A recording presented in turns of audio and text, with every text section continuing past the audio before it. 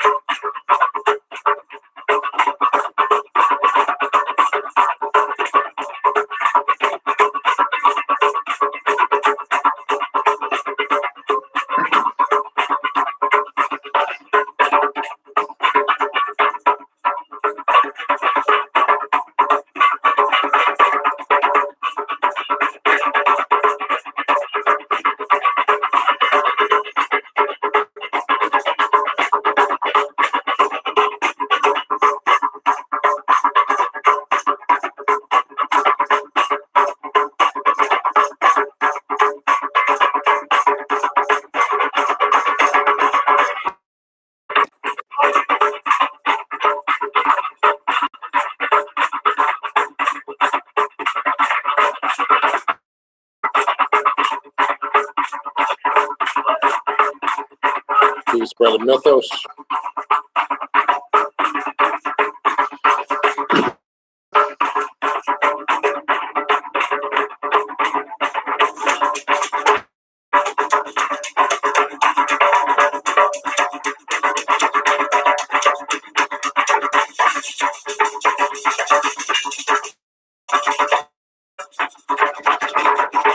Peace, Brother Raphael. We're just waiting for some people to come in. As they come in, as I said, what I've been playing, these drum tracks you hear are actual live drumming from the rituals we've done over the years. I forgot I had them, to be honest with you. I stumbled across them a few weeks ago. That's Brother Jack you hear yelling.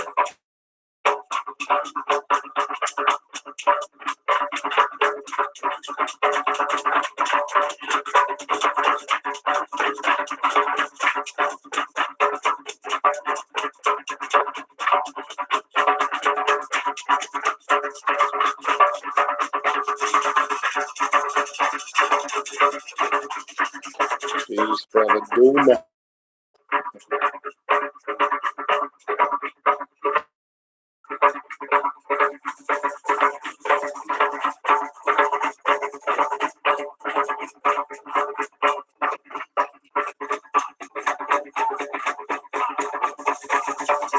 V, you in Pennsylvania?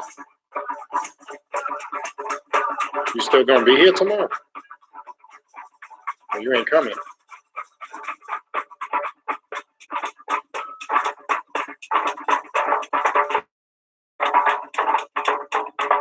Okay. You flying or driving?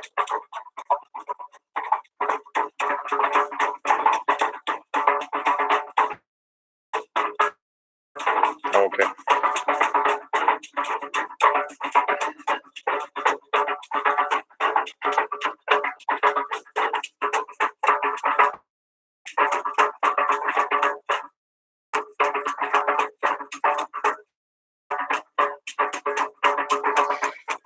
Yeah, this ritual was, I believe this was after the Triad of Light and Darkness ritual about 2 years ago. Who you hear drumming on this is myself, Jack, Mike, and I believe Adler's drumming on here too. A bunch of different people playing the shaking instruments. This was the actual dance part of the Sister Dion. Meant to email you. See how your daughter was doing. Yeah, Maave, we prepared, but it's looking like now it's supposed to make landfall between like Barrow and Melbourne and Orlando. So it's a bit north of us. We're still going to get some bad weather, but we're not in the direct path. But you got to watch it because these things can change, shift. I hope it keeps going northwest, and maybe shifts back out in the water. Hopefully nobody gets direct hit. But right now it looks like Central Florida. Central Florida looks like the Treasure Coast and Cape Canaveral and that area there looks like they're in the direct path. And it looks like it's, up until this point, staying consistent with that track. But, you know, as you get closer to Monday, you got to watch it. But we prepared. I got shutters, storm-proof windows on my house. The house is too big.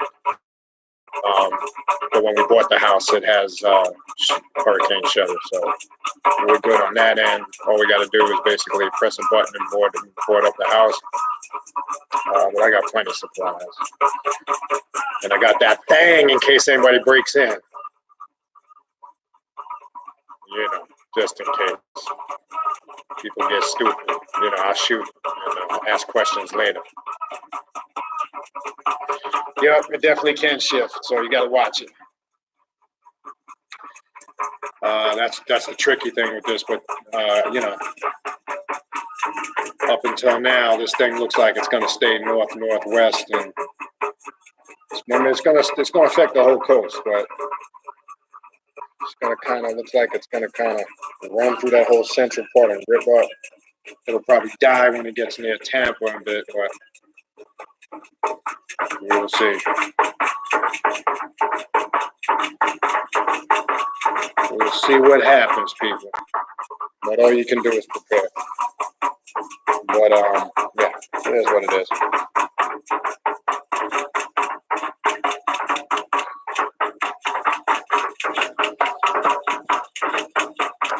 Dion, I did send you your copy of the class. I'm gonna make sure you got it. I didn't hear back from you. Did you get your? Because I know you had that issue Saturday. There was 3 of you that couldn't make it. I sent you guys a copy. Just want to make sure you got it.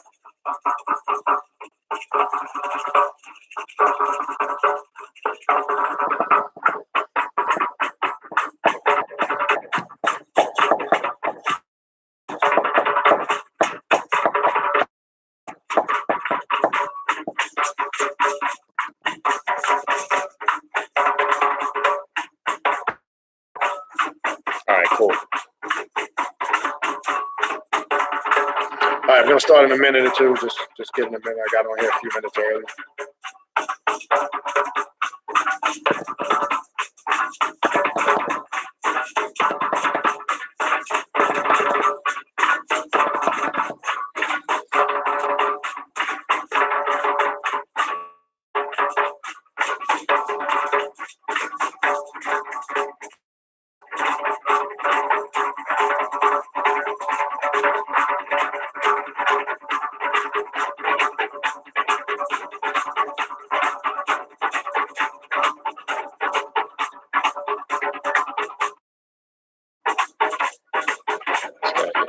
That pitch. Again, this is live drumming from some of the rituals we've done over the years. This was about 2 years ago. It's myself, Brother Jack, Brother Seth Adler, aka Mike. I believe Adler's playing on this one. And then a bunch of different people playing shakers and cowbells. I don't know if my son was on this one. I don't think he was. But it's the type of drumming we do at the rituals. We try to catch bits and pieces of it. Not all the rituals. Not all rituals contain drumming. I want to make sure we're clear on that. But the rituals that do, this is the kind of drumming. This is actually recorded from the rituals over the last couple of years. But actually, Brother Mike sent me these files. I had them saved, and I didn't even realize it. He actually records them during the ritual. Probably with you at this time, people getting possessed, you just don't see that. It's just a audio. Jack yelling. You hear Jack. Holy Ghost spirit. It gets pretty intense, man, when that energy is cranking up, and that vibration and frequency, you can just feel it in the air, the thickness of that energy. Yeah, that's Jack yelling if you hear him.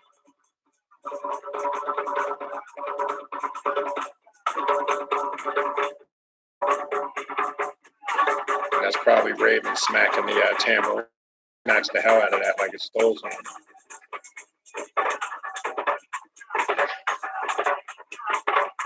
Yeah, that's Jack yelling. He got.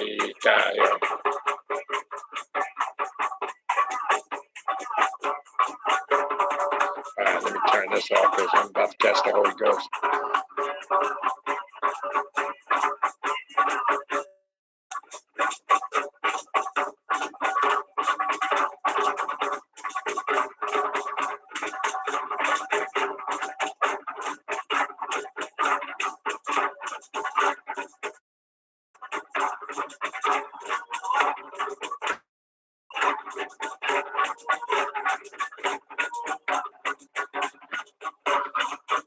All right. Peace and greetings to all of the gods and goddesses on this path, doing the real work. And again, that's what this path is about. It's about work. It's not about reading a million books, regurgitating information, thinking you know something. People out there, your work is a byproduct of what you actually know, not what you think you know. Two different things. The left-hand path, path of self-mastery, whatever title you want to make yourself feel good, is a path about doing work and getting results. It's a path about not relying on other people to get those results. You're solely responsible for your successes and your failures. Very important for us to understand. Also want to make a couple of disclaimers because I always get these emails off and on. It does not matter what your sexual preference.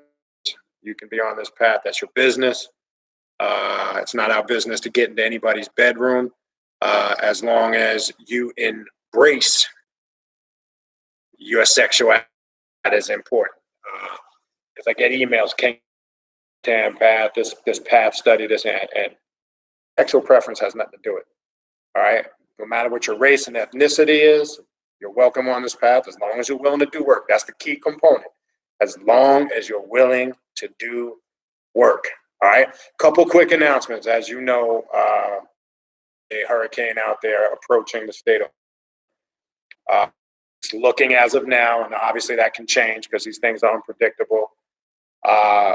Where I'm located is South Florida, which is the Fort Lauderdale, Miami area. Storm is on track to hit the Treasure Coast, Central Florida, Cape Canaveral. As of now, that can change. And as you guys, you're probably not paying attention to it as much as we are here. Supposed to make landfall sometime Monday. Our ritual is still on. I know a couple people contacted me today. I got back to everybody. We do have 2 people coming from out of state. They are still traveling. They confirmed with me today they will be here. Unless something changes, which it's not going to affect our ritual. The ritual is on and popping, as they say. That is gone. All right. That is on. So yes, if you are coming to the ritual and you have confirmed, let's start early. I'd like to get. We're usually pretty good at that. When I say 8 o'clock, it's 8 o'clock.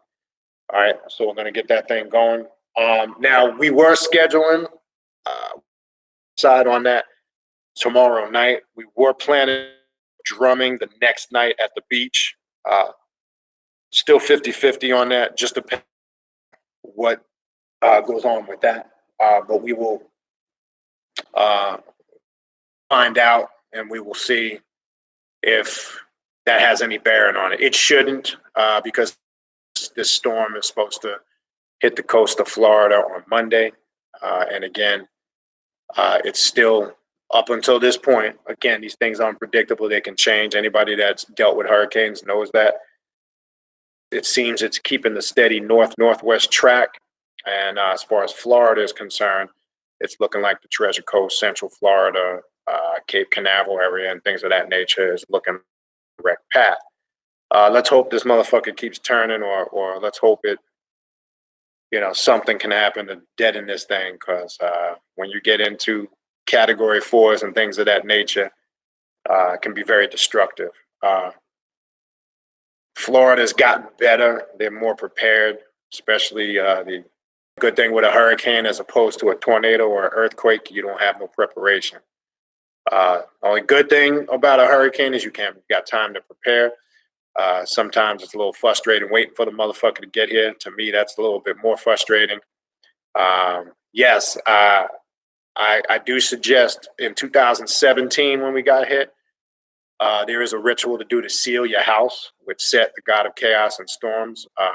Something you do on the outer perimeter, inner perimeter, which I did last hurricane, which was 2017. So yes, we got to understand in what is negative or unproductive to somebody else, we as magicians have to find in it to actually transition to work for us. So yes, a hurricane can be destructive. A hurricane can be terrifying. A hurricane can bring serious change. But what we do is, and we did family the last time, we had a little, which we'll do again, for how little or, whatever the outcome. We had a little altar here set up for set. And yes, we seal the inner and outer perimeter.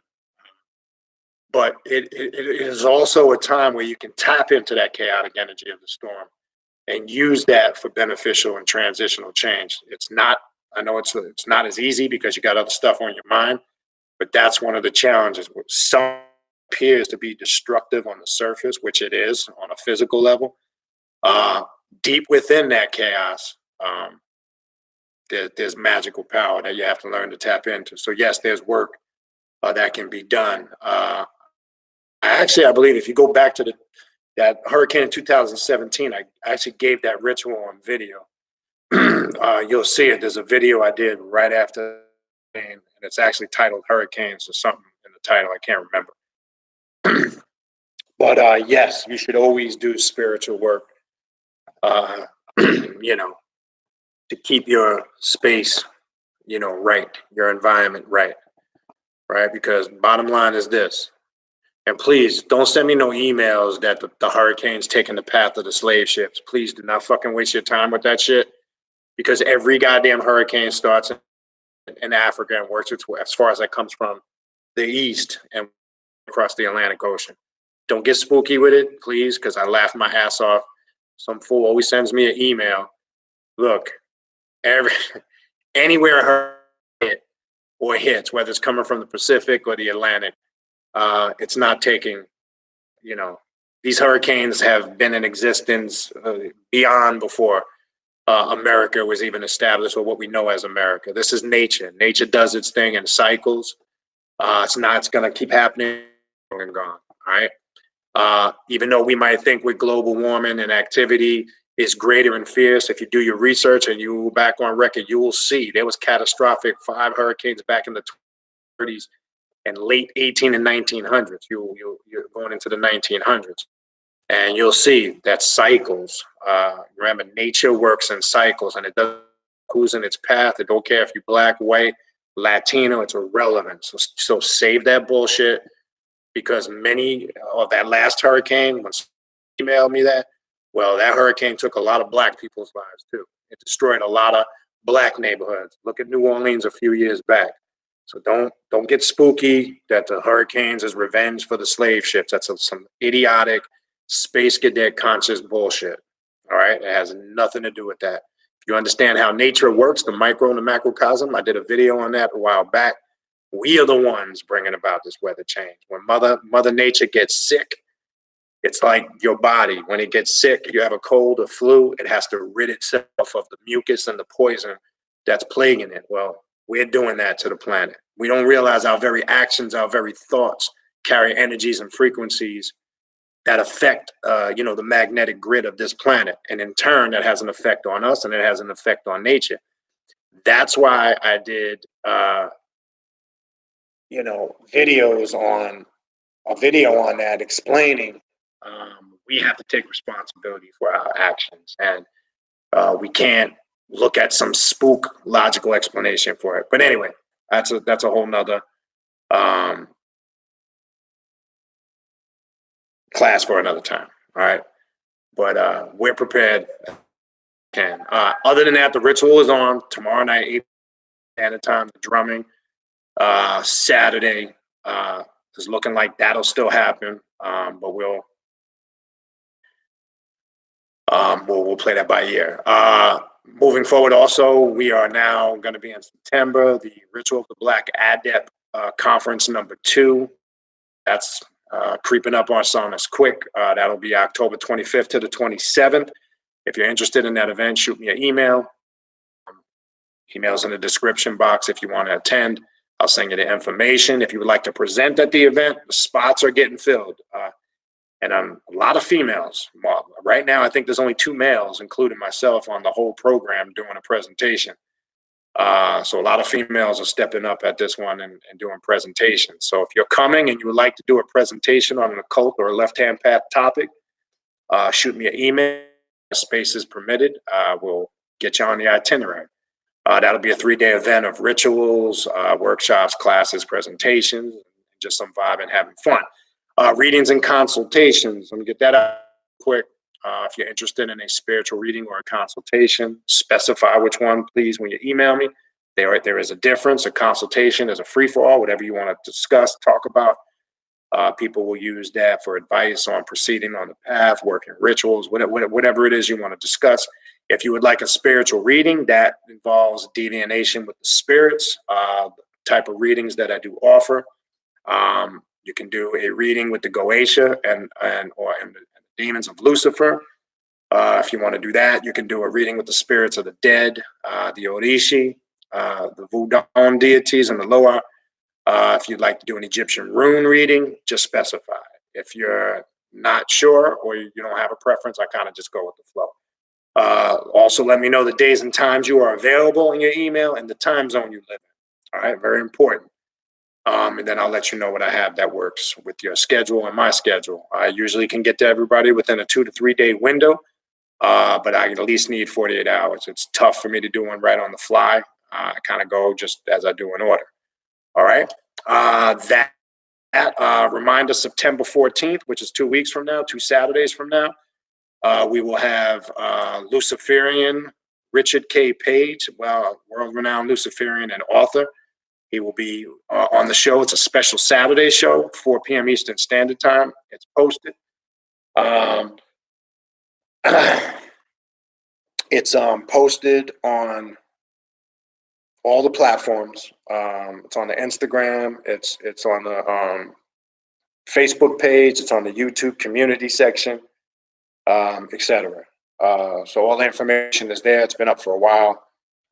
So we'll look forward to having Richard on for the 3rd time. All right. Other than that, that's pretty much the announcements. Let me go grab my old man glasses. So you see the title, and I'm going to tell you what inspired us. Give me 1 second.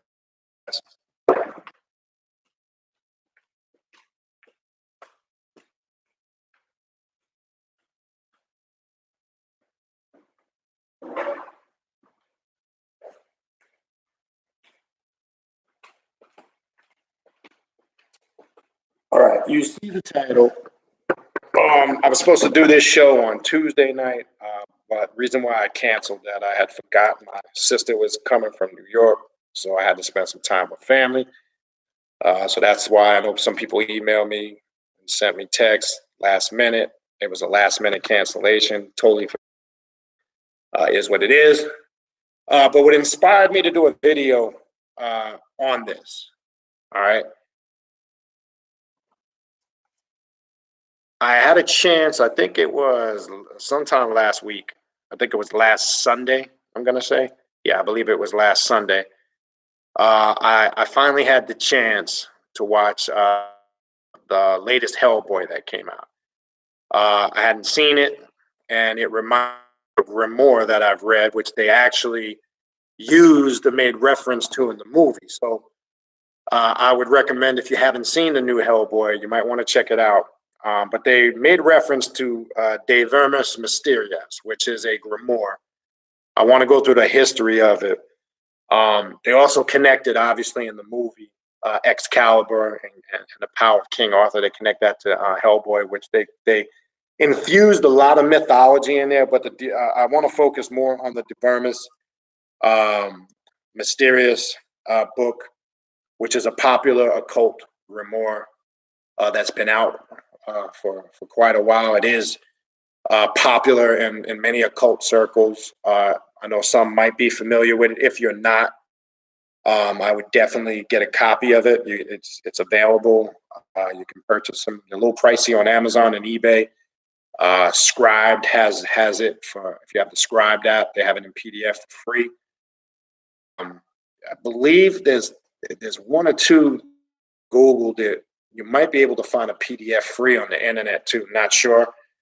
But I know a lot of people have described that. You've heard me talk about that for several years now. It is free on Scribe. If you just type in the title the way you see it here in the video, I would recommend people being familiar with this grimoire of what it symbolizes and how you can apply this on your path. Now, there are rituals and invocations in there that you can use, at least the blueprint or the format.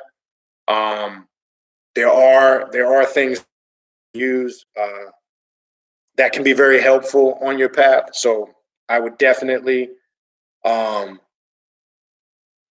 get a copy. You'll see there's things dealing with altars, invocations. So we're going to talk about the 7 gods of chaos, right? We're going to talk about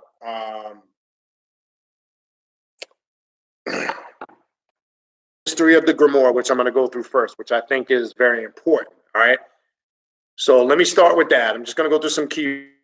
The 7 gods of chaos. A lot of this is symbolic, but a lot of it really applies to the internal battle or the internal conflict that one goes through on this path. Make a quick reference to the movie. If you've seen Hellboy, again, these movies seem to have this theme where the central character always seems to struggle with that darker side of themselves, for a lack of a better word. There's always that struggle or disharmony with the mundane and the shadow and connect together. In essence, this is what this grimoire is really reflecting. So I want to make this clear. When we're using grimoires and we're using stuff on the left-hand path, it's very important to understand it's how we utilize it and apply it to make it work for us. So we're focusing on what it represents and how we can apply it to ourselves. That's important to understand. We don't want to approach working with, not just this grimoire, we don't want to approach working with grimoires and religious mindset where we're approaching this in a religious, ritualist, and we're looking at as external forces or energies that have some superior power that we're inferior to. So it's not work like that. And I'm going to go through, discuss it kind of like I do anything. All right. So let's start first with a little history. What is the origin of this grimoire? What is the origin of the Vermis Mysteriis, right? So here's the history. You can look this up and you'll see it in the actual book. It is supposed that the authorship De Vermis Mysteriis belongs to Roman in Egypt. He was especially known by a smart intellect and passion to collect some artifacts. He brought several statuettes, amulets, papyrus, scrolls of content. More often, he just took it and inhibitants. As most of the sensible people of that time, he was strongly against Christianity, but it might be that he saw no reason to worship Roman gods. As we know, original Christianity, as you know, the original name of the Catholic Church was the Roman Catholic Church. We don't really hear that term put in front of it too much anymore. We always just hear the Catholic Church and Catholicism and Catholic. Remember, it was actually called the Roman Catholic Church because it was an infusion of Roman pagan beliefs mixed in with some occult teachings, ancient Egyptian teachings, because we know when the Romans and the Greeks invaded the Library of Alexandria, they took a lot of that information, they brought it back into Rome, and again, they infused it with Roman, Greco, or Greek mythology mixed with Christianity. Therefore, they came up with Roman Catholicism, which basically was a religion to appease the masses. It was a way for Christians to practice Christianity. It was a way to keep the pagans during them times, everybody satisfied. But really, they disguised it all and infused it all under the banner of Roman Catholicism. It's important to understand that history because it kind of connects to this, all right? It was mentioned in secret documents written by the order of Julian and kept in present time in some short fragments that Sibelius was joined to these horrible cults by European black sorcerer Talim. The same documents let us see the date of writing of De Vermis Mysteriis. It is 331 AD, as we can know. It is the time Sibelius was dismissed from the forces and living in his house in Rome. So there was some writing in Latin mentioned. This is why you see the name, the title of it. It's in Latin. So there was some writing in Latin names of the elder ones for century before the Necronomicon. Now it mentions some of these dark forces, which I'm going to go through them, or what we know as chaotic forces, right? When you really read the structure, which after we get through this brief part here, we'll go through how it was formatted. It's unlocking these dark, chaotic, or demonic forces. This primordial chaos, for lack of a better word, this pure essence, this prime substance that we're able to tap into in the subconscious mind. The rituals are centered on activating that. Now, when you're reading some of it, and I'm not going to go through all of it because the whole thing is about 31 pages. We ain't going to do that shit. But the whole thing is, when you go take the time, this is why you seek this grimoire out. If you do not have it, you just probably already have it and are familiar with it. But if you're not familiar with it and you study this path, even if you don't utilize it ritualistically, I think just by reading it, it'll definitely give you some insight to particular things that I'm sure you're dealing with in life and dealing with in this path. So however you decide to use it, that's entirely up to you. The book was spread very often among the adepts of black magic and forbidden by Christian emperors. In the time of Theodosius the Great, almost all copies were destroyed, but the Mysteriis survived in the hands of the adepts of the black art, who found the shelter among barbarians near the far borders of the empire. In some sense, dark wisdom came forward due to persecution. Now, I want to also throw this in there. The story of Aladdin, which we're all familiar with, there is a connection to this with jinn magic to an extent. If you've seen the story of Aladdin and how they tapped into some of that sorcery and black magic power. This is all falling along during during those times, during the Crusades. There were a lot of dark magical orders. You had, they called them, they're using the term black hat, that you had the Black Brotherhood. You had some of them were disguised under Sufi and Islam. They show and depict this. You could sometimes get thrown back because you'll see them and on the surface they can appear to look Sufi or Islamic, and in essence it has nothing to do with Islamic. So during that time, whether it was Christianity, Islam, or Judaism, a lot of this stuff was disguised. Now they always use this term that these grimoires were destroyed because it was. But I guarantee you, this is just my theory, but I guarantee you the people that claim to destroy them, I'm sure they saved a copy for themselves. That's always the game. And religion has always been used throughout as a tool to justify persecuting others. But it's see there's a history, the persecutors are really the ones that are trying to hoard the secrets for themselves, right? When you look, for an example, Masonry has always been a tool, well, more so in America. Now, understand, Masonry overseas, be it Europe, Africa, it's not the same thing. Masonry here in America is a bit more watered down because you have a lot of wannabe occultists in Masonry. And there's a lot of religion, in my opinion, layered in it, unfortunately. And most Masons, pastors, reverends, pastors and reverends are Masons. I know this from being a Mason for many, many years. There's a lot of closet pastors that are Masons. Some are obvious and open with it. But all this has a connection. If we want to know where a lot of these orders sprouted up, this is where you get a history. You'll see in the Order Templi Orientis, there's that Eastern mysticism, Islamic mysticism connection. If you've gone through Order Templi Orientis and gone through the rituals and degrees, you know that. Rosicrucianism was influenced by this movement, Martinism. All of these things lay their connection here, but always connected back in some shape, form, or fashion of Egypt. And even this individual, as it's claimed in the history of this book, encountered this, who would have figured in Africa or Egypt, right? So let's continue. In some sense, dark wisdom came forward due to persecution. and exiling from well-developed countries, and it was more attractive than a holy bliss. So barbarians knew and accepted it before they were first baptized. Dark wisdom was established quickly on the paganism, and missionaries roaming over the Gallia and Britannia were very amazed when they met active satanic sects among people who, for the first time of history, knew Christ as a cursed, this is funny, as a cursed bastard and a false messiah, but not a savior of the world.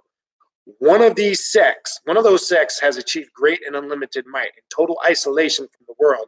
It survived not only medieval times, but also English bourgeois revolution. In 1680, Abbot Bartholomew came, I'm gonna skip some of this shit. We can know how he found the book, meaning the Grimoire, in the dense woods of North England. It was in some lost settlement that is not, let me back up.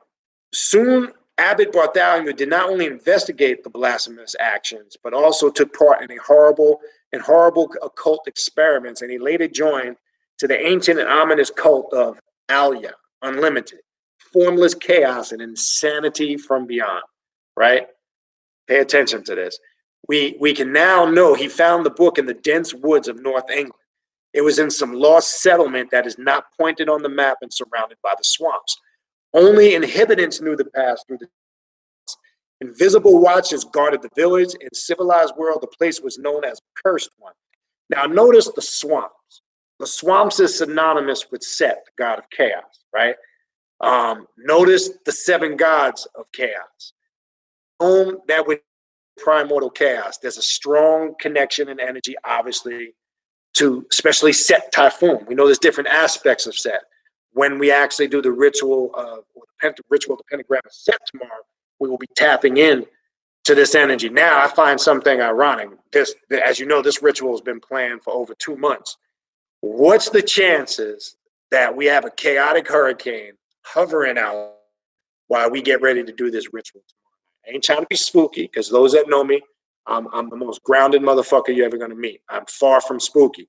But I don't believe in any motherfucking, because they don't exist. What is the chance we're getting ready to work with chaotic energy through the form of Set tomorrow night, and we have that chaotic energy hovering not too far from us? And mind you, this ritual was planned over 2 months ago. You can see that. It's been posted. Most of you know. So I ain't saying that just to match it up because there's a chaotic or a hurricane out there. So you can't say, oh, well, you're just saying that now because there's a hurricane. No, this ritual has been posted for over 2 months. So this is the perfect time. This was the time that was destined. And mind you, we were thinking about doing this ritual last month, but we decided to take a break for another month in July. So it all lines up. As I said, spirit and energy, and you're tapped into the frequency, things tend to fall in place. So I now know, because I know, and people that come tomorrow night will know, not just by me saying it, this was all so the way it's supposed to happen. That's the beautiful thing. So we will have that chaotic energy in addition to what we activate right there at our disposal. And what's the chance that I happened to stumble across Hellboy movie on Sunday, and it reminded me of this grimoire I read years ago, right? Again, I keep telling you guys, you have to look for confirmation of the spirit. It's not always some fucking voice or some vision. I know some people have this very tangible definition of how spirit works. That's not how spirit works all the time. That's just one of many aspects. Sometimes it's clarity of thought. Sometimes it's bringing things into harmony and sequence. Sometimes it's inner awareness. Sometimes it's just a sense. All that is part of communicating with the spirit. If you're a practicing adept or magician, you must be in tune to that. Stop looking. I get all the time with people, I did this ritual, I didn't feel anything. Because you're so busy with this subconscious shit trapped in the back of your mind that you have this preconceived notion subconsciously of what you want to experience, whether you're aware of it or not. It doesn't happen because more of your energy is focused on that, and it's destroying the power of the ritual. It happens all the time, trust me. And sometimes it takes more than one time. This is not a one-time fix-all. You might have to go at something hard several times before you get any results. The hardest school to master on this path is patience. I've said that for many years. The hardest school, the mystics, any great mystical system always teaches that. I don't care what it is, if it's a right-hand path philosophy, left-hand path, patience is the hardest school to master. Most people don't have it. I can admit, more so in my younger years, and I'm still working on it. I struggled with patience for years. I had no patience. My tolerance level was super low. Now I have patience. I don't have patience or tolerance for bullshit, but I have patience. I've learned to discipline myself. Now, it doesn't mean you suppress yourself. That's not what I'm saying.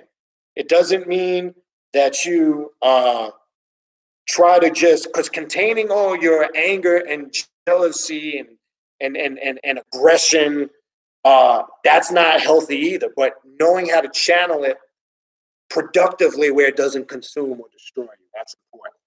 All right, I want to make that clear. So by all means, we don't suppress, because suppressing everything is not the way to go. All right, I want to make that clear.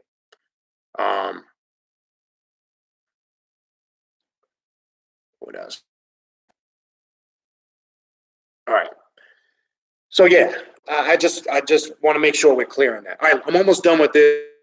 I'm gonna go through the format and some of the ritualistic work in here, and then I'll get to the point in the chat where I'll take questions, comments. I'll probably, if I have time, I'll open the phone lines if you want to call in, and we will do that. All right, so the swamp. So, Abbott, consecrated in tradition of sorcery, was able to not only reach the village alive, but he also came back, but were written in a language.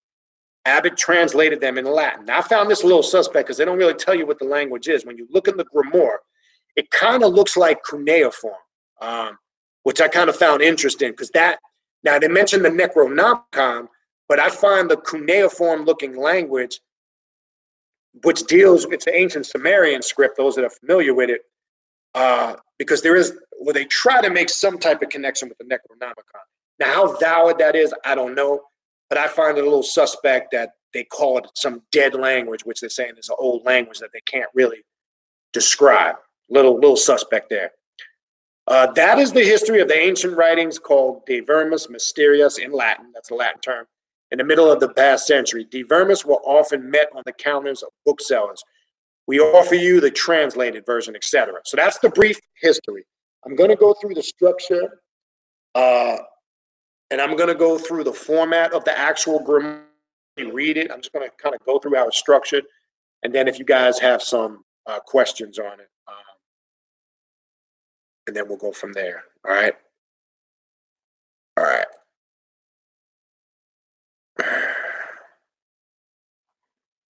All right. So let me go through the structure. All right. So part one has invocations. All right. Now, you'll see pieces of the language, that dead language it mentioned. To me, I don't know. It doesn't. It kind of almost sounds like there's a German in it. When I look at it, I can see some of that, like Nifi Adamat Yatharo. It sounds like there's some Aramaic in there. The Egg Yagaken, that's definitely German. Don't have but I just know by the way phonetically, the way it sounds. It uses the terms the Lords of the Black Path, which are the 7 gods of chaos. Right. Let me give you an example. That is the prey to the worm. They prey, Prey, not pray. I want to make that clear. They are the lords of the black path and knowledge from beyond, coming in twilight to be sated. Right. This is one of the invocations. On the earth is full of the despicable life. Now, I want to go through this short section here because the reason why I want to go here is it can come off as being, to those that are, to an outsider reading this, it can come off to be something as horrifying or gruesome. Like, how the fuck can you work with that? But let's go through this. This is why I wanted to do this. On the earth that is full of despicable life, the one who worships Aliak will achieve the power, or the demons, when accomplishing the Mysteriis of the book and spilling the blood of women and children, sacrificing their entrails to the deities, which before the beginning of all, for they do not accept the insipid food To awake them, he has to follow the rules of Karash, told in the first lines of the Black Tablet. He must be merciless, addicted to perversion, and as a desire of might as possible, and do not stop before anything to achieve it. And even though things are changed, terrible rites of Alia will never be changed. And the sorcerers follow this way from the beginning of times, awaiting their hour. That is the hour of fission and split. Everyone who are ready to open his eyes in the gloom will discover the secrets and the rites of worship to the masters, who consist nothing human in themselves. Everyone who looks by the eyes of the dead will see and understand, for this is the words of the masters. Listen and obey. You were born from the mother's womb, stretched down before your master, who is. What does this all mean? Who is faceless and looks like a mist. Otherwise, you are the stinking carrion. Listen and obey. You, born from the mother's womb, revere the creatures of the angles and crossroads. Let the warm blood of your children feed them, and let their progeny will be fed on it and grown for the sake or release of those who sleep in the pits. Listen and obey, you born from whom. Bow your heads before those who speak the languages of the dark world, for the world of light is cursed and enslaved by them forever. I'm going to stop here. What is this coming from the mother's? Doesn't mean worship and obey. It's actually, in essence, we can connect this to Tiamat. It's connecting the birth to this primordial chaotic energy to the womb of the female. We know Tiamat is the great mother that birthed the 11 chaotic demons. We know there's a connection to that, to the Klepothic tree. So what I'm trying to get you guys to see that on this path, how can we utilize this in left-hand path perspective on our path? It doesn't mean slay innocent women and children. What does it mean when they say offer up innocent women and children? Well, it's symbolic because women and children possess higher spiritual energy than the male does. We know children, especially in their pure and innocent form, they're not corrupted and they're not diluted. So it's saying tap in to that childlike state. You can trace this concept back to the Bible, right? What did Jesus say to the disciples in order to understand what he was teaching? You must, one, be reborn again, or you must, be like the children, right? He referred to that in all the Gospels. What did he mean when he mean be like the children? He mean act immature or be a child. The children's aren't corrupted like the act. The female is made reference to in this grimoire and how we should apply it on this path, and the whole feminine energy and being birthed from the female womb. It's a constant reference to Tiamat and primordial chaos, right? Sleeping in the pits, the dark, deep abyss, awaken. All of this stuff is telling you, understand the language of the dark world. It's not just talking about a spoken language. It's talking about a symbolic language. Now, a lot of Moors they always talk in parables, metaphors. They can be a little confusing. The Book of Law by Crowley, that can be very confusing. There's a lot of imagery in there. That's one of many. You have to understand when you're reading grimoires, not to take some of this stuff literally. You can get confused. So this is an idea in the first section of what it's kind of invoking and dealing with, right? Then you get to the invocation of the four ends, right? You'll see this in many different spiritual systems calling the four corners of darkness. You'll see it's traditional to open some black magic rituals where you call some of these spirits from the north, south, east, and west, not in a banishing sense, because this invocation is bringing energy to you. So when you're doing this, you're not eliminating anything. Again, I want to make that clear. Black adepts are not trying to banish or destroy any energy. One, you can't, and that's why I don't utilize banishing. Banishing is a mythology. It doesn't exist. Energy cannot be destroyed. It can only be manipulated and utilized to your advantage. Okay? You cannot destroy it. You can sanctify your space to give you the proper focus, intent, and clarity on how to facilitate and manipulate that energy. Some confuse that for banishing it or destroying it. Banishing does not work. It's a right-hand path, philosophical, fluffy system. That's not a reality. All right. So then it deals with the next invocation of the four ends of bounds, right? And what this basically gets into is invoking these 4 different aspects. You can read that for yourself. Then when you get into the formula of the dagger or consecration, if you're working this full ritual, and when you, again, you'll see the symbols and the language. It looks very cuneiform in essence. You'll see there's a ritual for that. Again, if you go this far with the grimoire and utilize this in your work, I would ask that you adjust this and put some of your personal touchings on it. You'll see again as you scroll down, there is a sigil, the seal of the sorcerer, and it's placed about near. It deals with the dead, and it looks like a crossroad gateway sigil, which you can probably correlate to some other path. So there, we see that there was definitely cross-reference to other paths, most definitely. All right, and again, I'm going through this quick. I'm not going to go read through all this shit. I'm just giving you a basic aspect of it, right? It deals with searching for the bones of the sorcerer. There is a connection with working with that. Again, which deals with you as the sorcerer, the magician.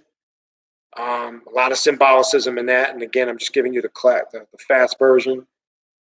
Some of these sigils can be used. Now, let me say this. You don't have to do, let's per se, this ritual in the format that you see it in the grimoire. One thing I found effective over the years that you can do, you can take these sigils, as long as you understand symbolically what they represent, like that sigil of the sorcerer, and you can use that in self-created work because of what the sigil represents. You can give it your own power. So I want to make that clear. Another thing you can utilize from this grimoire, you can extract out of it aspects or pieces see fit that you can utilize in some of your own work if you don't really want to look at the body of work in its totality. It's not mandatory.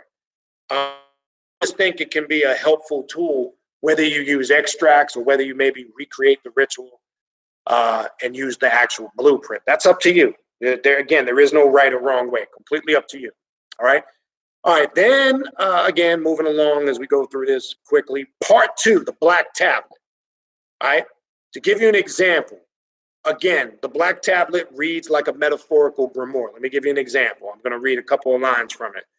From the fission, right? And this is important to understand. All right. Fission. All right. And I'm going to pull up, hold on. Give me a second. I'm going to pull up a basic definition, not fusion. Okay, because I know you might be hearing that word. Fission, the act of dividing or splitting something into 2 or more parts, right? And it says right there on the first line, from the fission, from the split, from timeless, from the temples and tombs without exit, from the far realms forgotten before they are remained, from those halls which are beyond the bounds of day and night, there's no place for the breath of life. Source that none can name, from the city of black stones, complete before any beginning, so are the mysteries. Now, this fission can be likened to the isolated consciousness. You will not understand chaotic energy, dark magic, until you learn, as it uses in this grimoire, the split, or not fusion, because fusion is bringing something, infusing something, bringing it together. So I want to make sure we've heard that word several. You'll see it all through the grimoire. You'll see fission, Fission. I want to make sure I was clear. I'm going to pronunciate it clear so we didn't have any misunderstanding. This is again not about, you're not trying to become one with anything. This is separation or the split on an ultimate level. Because the only way you're going to really understand the real self, the real you, the shadow self, is for you to really separate from being what I've said for many years, a conformist. You must remove yourself from all tradition, regardless of how much you like it. Okay? We all have a background where we probably came up on some level in a tradition. That way of thinking has to be destroyed. So when you're seeing all this stuff destroying and destruction and eliminating and the fission and the split, I keep saying this, and why I liken a lot of this to Set. The set energy is permeating everywhere on the planet right now, especially down here. We got the hurricane out on the horizon. We've got a ritual we're doing with Set tomorrow night. We're talking about the 7 gods of chaos. The spirit is communicating, okay? As I just say that, I get what we call goosebumps and shit. Just, you can feel it. And this is what we have to tap into. This is isolated consciousness. When we separate from all the mainstream things in society that have actually kept us down, what am I talking about? Ideologies, religions, philosophical ways of thinking, right? We don't have those, but understand when you go into the deep, dark abyss and work with chaos, all that has to be put on the back burner. All your personal morals, your personal beliefs, your personal dogmas doesn't exist in primordial chaos. That's something you created, whether it was introduced to you in life, whether you were indoctrinated with it against your will or not, whether you were raised in a certain culture, heritage, and tradition. Part of it comes from that. The challenge is recognizing it, understanding it, and now moving forward and separating from it. That's the challenge. That's why I say not everybody that says their left-hand path, and like we were talking about on the class on Sunday night, don't confuse occult with left-hand path. Occult just means hidden. Are there occult topics that are connected to the left-hand path? Yes. But I want to make it clear with all due respect. Don't confuse Bobby Hemmett with left-hand path. And it's no disrespect to Bobby Hemmett. I have the ultimate respect for Bobby Hemmett. Don't confuse Brother Panic with left-hand path. I have the ultimate respect for Brother Panic. And he would tell you he's not left-hand path. We've had him on previous shows. Don't confuse a lot of these people on YouTube who talk about different topics under the guise of occult. That's not necessarily left-hand path. Is the occult and left-hand path, is there some connection there? There is to an extent, but not everybody really practices left-hand path, all right? I'm not saying that because it holds any weight or clarity. I'm making that clear to establish content. Don't confuse it, because I always get emails about that. And look, with all due respect, everybody has their own talent, their own gift, and that's what makes everybody unique. That's part of the fission or the split. Because if we were all doing the same thing, talking about the same shit, this would be a boring-ass world, okay? And that's what the isolated consciousness represents, retaining, understanding there's a collectiveness where the energy is connected, but how does one retain their individuality in that collective consciousness, as we like to call it, right? This is the challenge. So what this grimoire is showing you is, in order to really master and understand this, you must understand what the split is, right? The worm dwells in empty and cold space that is around the stars and the planets and all things that pierces them all. He in the shade of every living creature and grows inside of it and devours it and becomes bigger and stronger. When he devour the shade and leave only trifling, useless pieces, the living flesh will die. But if it recognizes him as its master, it will be a god in that moment. What is this saying? Once you deal with the shadow self and rid of your weaknesses. Well, when I say rid yourself, you're able to take those weaknesses, understand them, embrace them, and master them.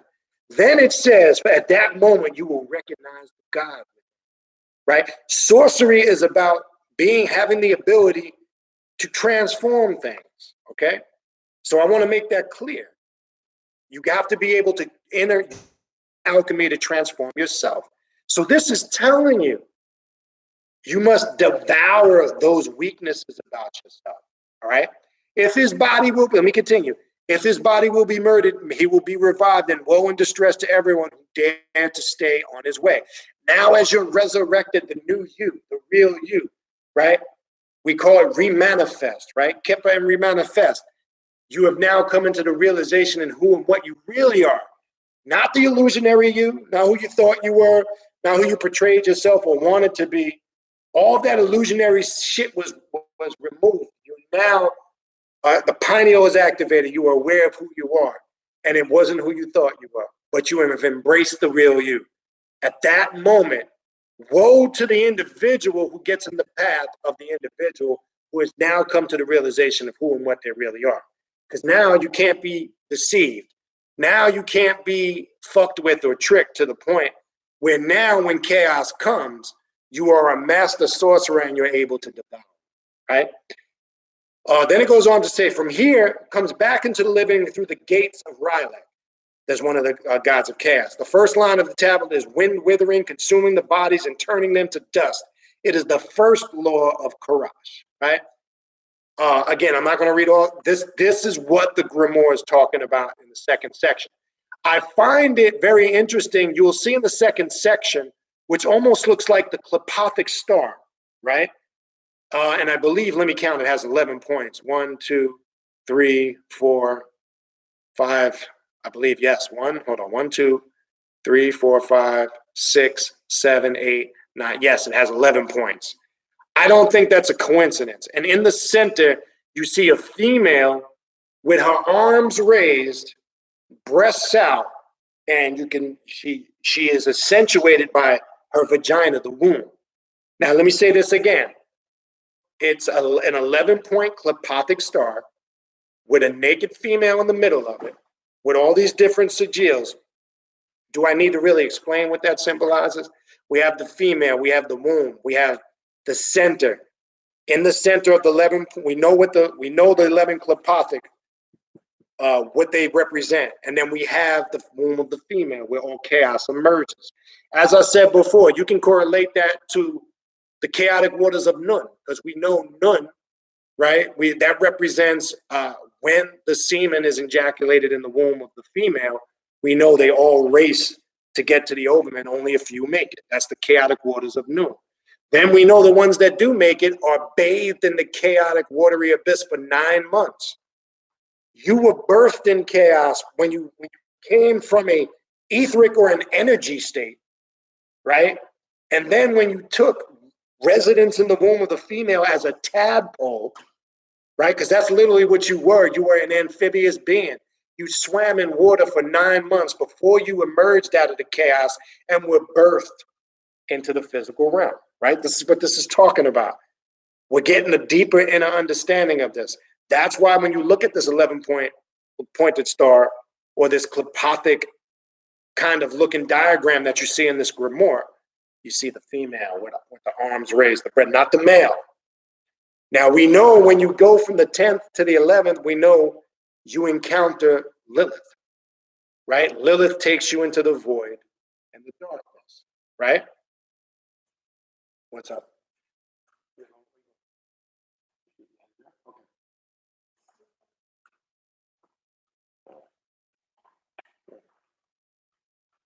All right. So if you get a chance and look at the grimoire, you'll see that. I found that very interesting. Then it's got some more invocations, et cetera, et cetera. I'm not going to go through these. You get the point. You kind of get an idea of what it's talking about. It's going through a whole series of invocations in the grimoire. Again, now I find this interesting.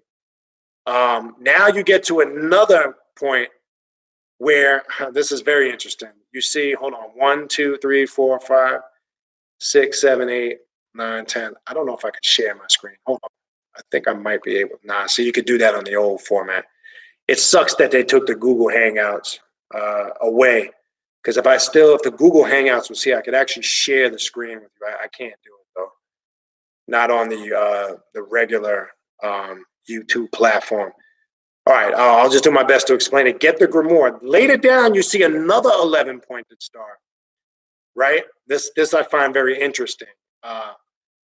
Hold on. It now has in the middle of it, you see a male figure with the abdomen open and the penis pointing downwards, right? And there's this whole, let me give you an example. Where is it? I find this very interesting. Hold on, let me come back up here. Where is it? Oh, here it is here. Blah, blah, blah, blah, blah, blah. It's a male figure, but it kind of almost looks like it's a child. And what it's symbolic that now they have this after the image of the female, and this is supposed to represent the child emerging, from the womb of the female. And it accentuates that because when you look in the center of this male child, it almost where the abdomen, it almost looks like a vagina. And this is all symbolic because, again, it's not a coincidence as real black magic has its origin in the feminine energy. I've said that shit from day one. That's a reality, regardless of what we like to believe as males. Sometimes that's a reality check. So again, it stays within the Klepothic, and there's a sigil on each point that represent some of these demonic bands. So again, when you take your time, just for the sake of time, I ain't gonna go through all this, so it'll take too long. And then this sigil I found very interesting at the bottom. It's basically it's almost the chaos symbol. Okay, it has, I believe, yes, 1, 2, 3, 4, 5, 6. Hold on, 1, 2, 3, 4, 5, 6. It doesn't have the 8 points. It's grafted almost as you see the chaos star. And I found that very interesting because it talks about accessing these 6 different points. We know the chaos star deals with 8 points, but it's talking about the influx of the different chaotic energies, which I found very interesting. And then let me scroll down here. It gets kind of graphic with some of the symbolic sacrifices and the rituals. All right.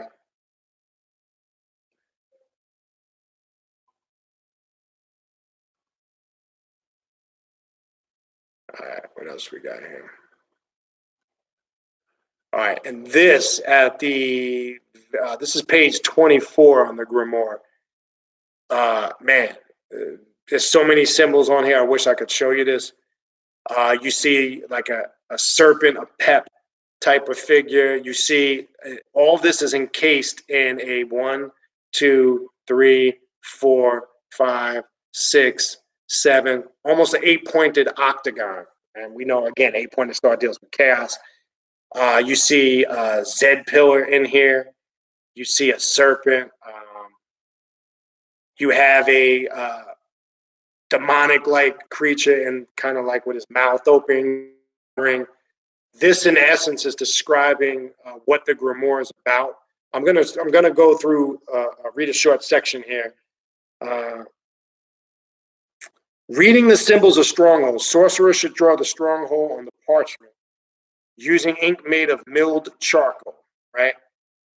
Dissolved with pure water and drops of mercury and put it on stones. It might be the desecrated altar of the lower gods. It gets into dealing with activating some of these symbols with a safe, small aspect of your blood. I want to make sure I'm clear on that, etc. But again, you can read it in your own time. Then there's summoning the star dwellers. I found this interesting, star dwellers. There's an invocation in there. There's also information on how if you decide to work with this energy, you can create amulets. It shows you how to do that, how to consecrate them, etc. There's a bunch of different seals and sigils. I'm just going through this quick. Now, that when we read in the history, that dead language that Abbot Bartholomew talked about, they still don't really name where it is. They have an alphabet for it.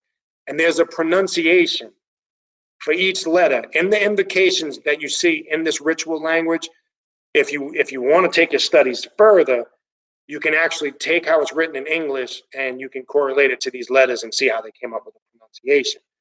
Again, it looks like a cuneiformic script when I look at it.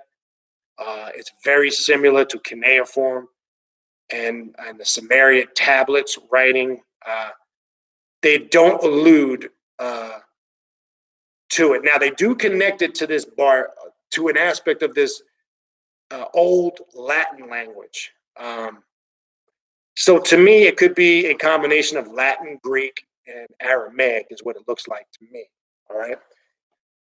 That, in essence, is what the Grimoire, and that's the quick version, is pretty much about. So I will now go back up in the chat and take some of your questions and your comments. All right. So peace and greetings to everybody. All right. Sorry.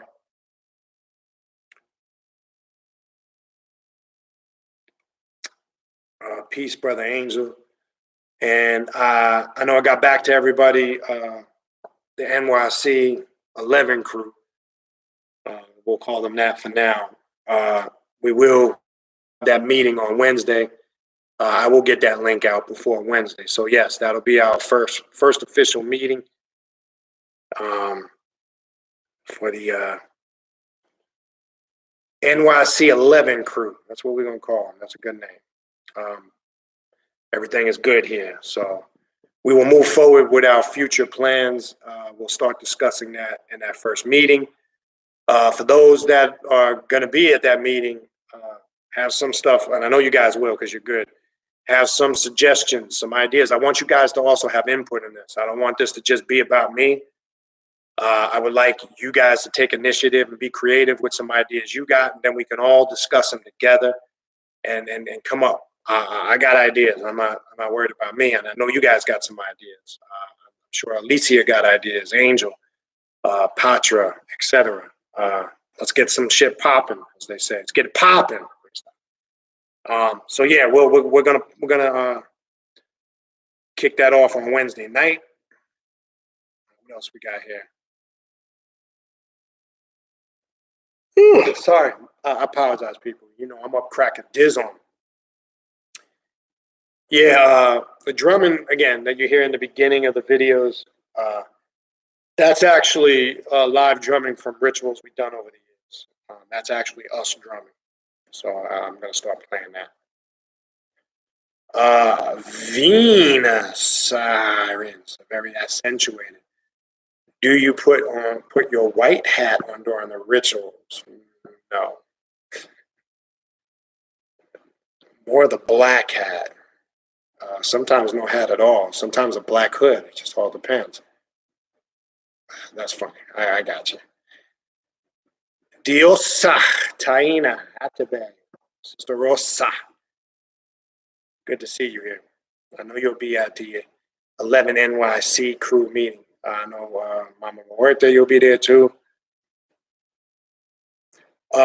Yes, I think, I'm not sure if you were on Venus earlier about weather rituals. I alluded to something earlier. I'm not sure if you were on at the time. I'll run through it again real quick. I do believe, and it's my own personal thoughts on it. I do believe you should work your energy. Yes, I do believe. I did it in the 2017 hurricane. I did a ritual that was centered around Set Typhoon, the god of chaos and storms. It was a ritual sealing the outer perimeter and the inner perimeter of my house. I had a black candle charged for Set. I had his image right here in the center of the house, center for a reason. There were certain invocations done, certain offerings and incense burned. The whole family participated in it, which I think is important. And the ritual is designed to connect with the chaotic energy, not run away from it and fear from it, but also create that force field, better word, I'm using a metaphorical term, to ensure you don't have any direct damage to your home. And the only way that can happen is if you petition the gods of the storm. Now, I can tell you this.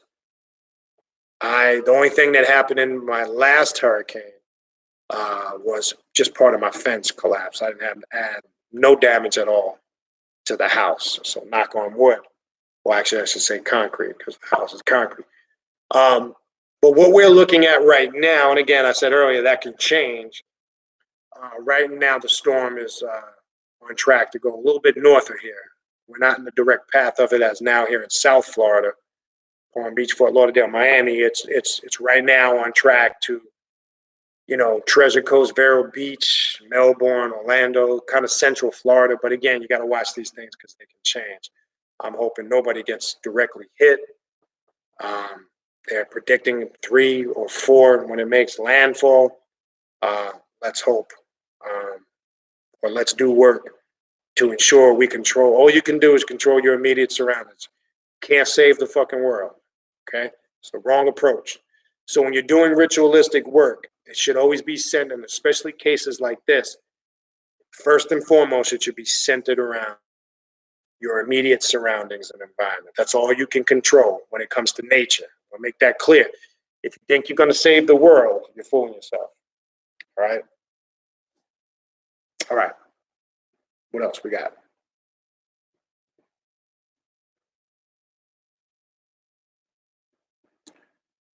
All right.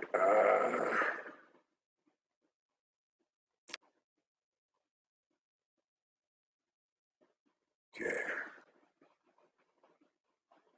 Oh, cool. Tall and thin, 1, 2, 3.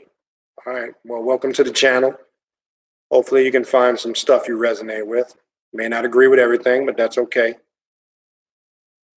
Good to have, always good to have a newer listener. All right, what else we got here? Yeah, I saw, I saw the thing briefly. I hadn't had time to watch it all. I saw the personal stuff going on with Bokor Rodney Coleman. Yeah, it's a shame that people just got to go at it like this. You know, unfortunately, that exists. It's a reality. And again, as I said earlier, I think everybody has their own unique talent. If everybody just would do what they do and stop getting caught up in the nonsense, it's never going to stop. You see this platforms. You see it in the Kemetic groups and circles. You see it with the Hebrew Israelites. It's just something, unfortunately, that's always going to be there. So we try not to feed into that. And what it does, in my opinion, it distracts from the content of the work and the knowledge and the information. I left that bullshit years ago, and I was involved in a lot of that stuff going years back. The debates and the going at it, and at the end of the day, it's not productive. And the more life you give it, the more energy you give it. Hopefully, them 2 brothers can work that out. I've actually had both of them on the show a couple years ago. I believe it's 2017. I had brother Leonard Elmira on the Waking Universal Mind show. And it was a good show. And, he was dropping some stuff on there. I mean, I know Rodney Coleman probably a little bit better than I do brother Leonard. I mean, they both do their thing.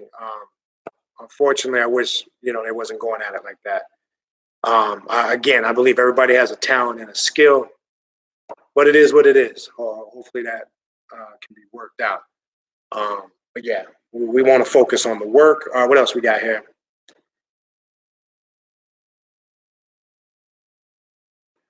Yeah, Keona, I think that's probably the best thing. You kind of got to let it play out, and it will work its course. And I agree with Nina, you're right. Don't waste your energy on it, because you start getting, engulfed in it, it drains you. All right, what else we got? All right, I hope you guys got some questions on this, man. There's a lot of shit we went through in there. All right, what else we got? Yeah, tall and thin.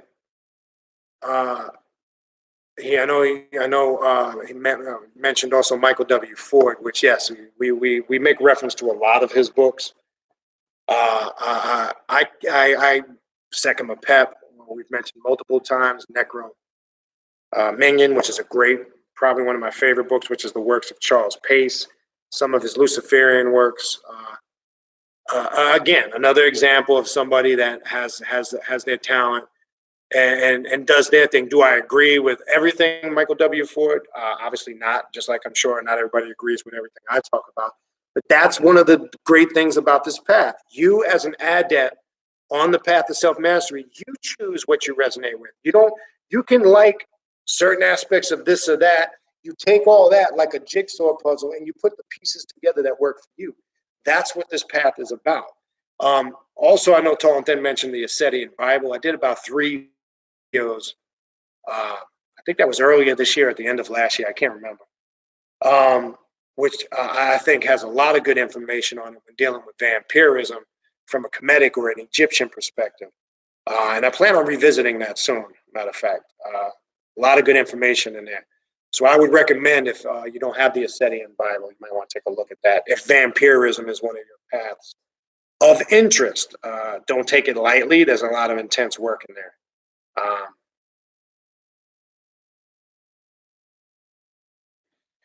Oh shit! Angel mentioned the 1927 New York Yankees, Murderers Row.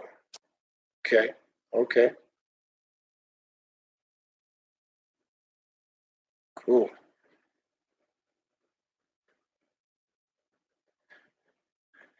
Yeah, I'm amped up about my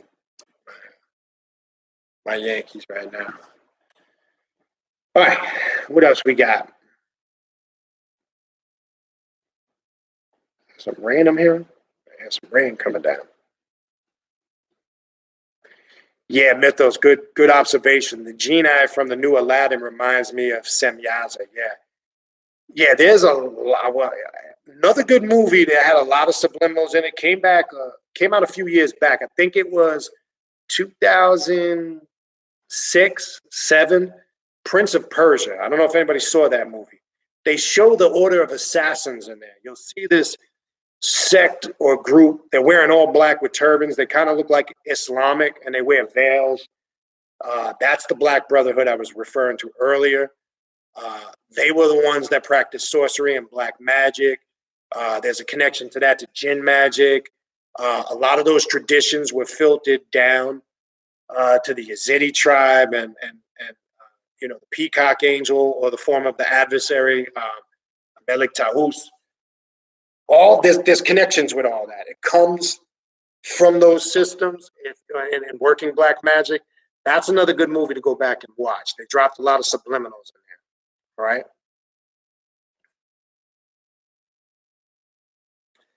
Yeah, I'm saying that here, Raven. There's been that funky lightning around here all day. Yeah, there's some shit out there right now, man. But I can tell you this: those that are coming tomorrow night, you're gonna feel in the deep depths of your bones.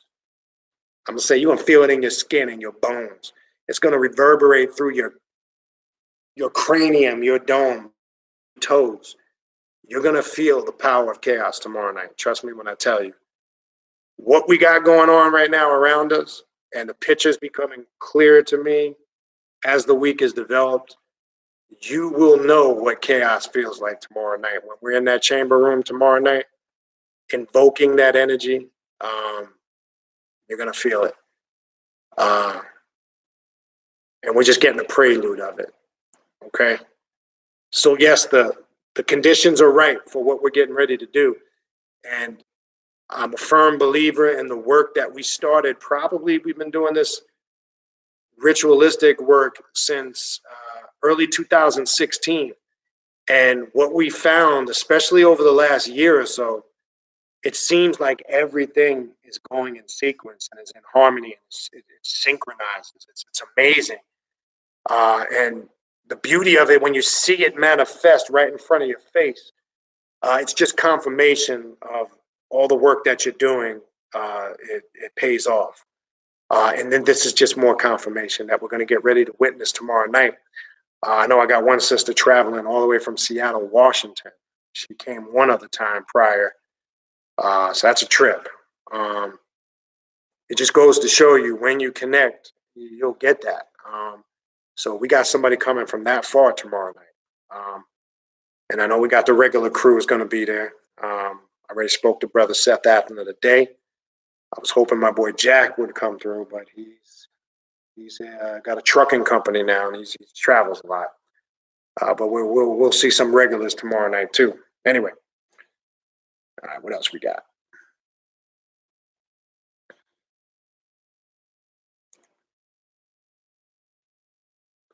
Yeah, washing the kids up.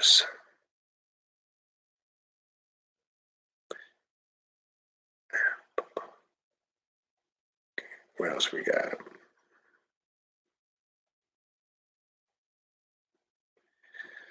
Mythos. Is Sam? Yeah. Now, some philosophies will say yes. Some will say, some have him as leader of the jinns. In some aspects of Sufi mysticism, who the Quran calls Iblis, the rebellious one, they liken him to Semyaza. I found that's more another representation of the adversary. Is it a jinn in nature of how a jinn traditionally is worked with? I would say no. But you will have others that might give you a difference. I would, again, this is just my perspective. I more or less work with him as one of the adversarial masks, more likened to Iblis. Now it's funny, we're talking about this tonight. Saturday's class, for those that are in the online classes, which we have 2 more left. We're going to be dealing with esoteric Quranic studies this week, jinn magic, all those things that are connected to it. It just happens to be session number 5. That's how I look at Semyaza, like you would Satan, like you would Samael, another mask of the adversary and what the energy represents. But again, I have heard and I've read in certain books, can't recollect offhand exactly which ones at the moment. I've seen him referred to as a jinn. I've seen him referred to as the father of the jinn, right? There's another title, Jan, Jan, that the Quran refers to as the father of the jinn. So there's a lot of different systems. Now, language plays a key in it. So I've always told people, do you need to be a linguistic scholar? No, but you should have basic understanding of the language that a lot of these rituals are in. When we do the rituals here, we incorporate these languages as much as we can. There's more power in the frequencies and the tones and the vibrations of these languages than English. Doesn't mean the work can't be as effective. So, because remember, it's always about the power and intent that you fill it with. But you should be educated to a certain extent. I've always suggested that. Anyway.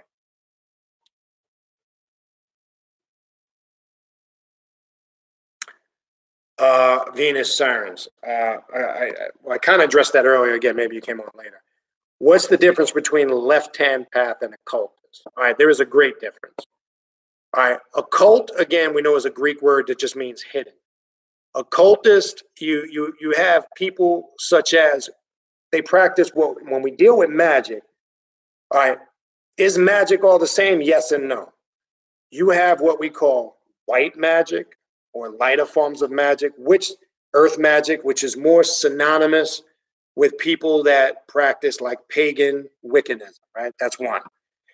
High magic is what a lot of occultists practice, like Order of the Golden Dawn, Israel regarding information. Even if you take it to more pro-Black consciousness, people like Bobby Hemmett, etc. That's a cult. What's the difference between that and left-hand path? Left-hand path deals with more darker energy, darker forces, working with more demonic entities, the Goetia, etc. One aspect. Now, cultists will work with the Goetia, but we go a little bit further into the draconian current, as some would call, opening the gates of Lucifer, working with different aspects of Samael. The difference, though, in essence, what's the main difference? Left-hand path infuses all of those aspects because a Black adept knows you need, there are aspects of lighter energies, whether it's earth magic or high magic, that must be infused, the word infused, with what we call darker magic. I think the major difference, though, would be anybody that sets out on the path of, or the left-hand path or the path of self-mastery, one of their main goals is to always do shadow work, which can be very painful. It's not always a pleasant thing. So the main difference is in the approach and the methodology. But that's why I also said earlier, will you see some things in the occult that are connected to left-hand path? Yes, and vice versa. But real left-hand path is easily distinguishable simply by the approach, the ritualistic work, and how certain things are done. Another key thing that separates the left-hand path probably from some other path is we have an aspect on this path called the path of indulgence. A lot of occult paths teach your human existence is don't acknowledge it, don't be in the world, or the world is an illusion. That's a bunch of bullshit. And we went over a lot of that on the video we did Sunday night with Ravana Noon.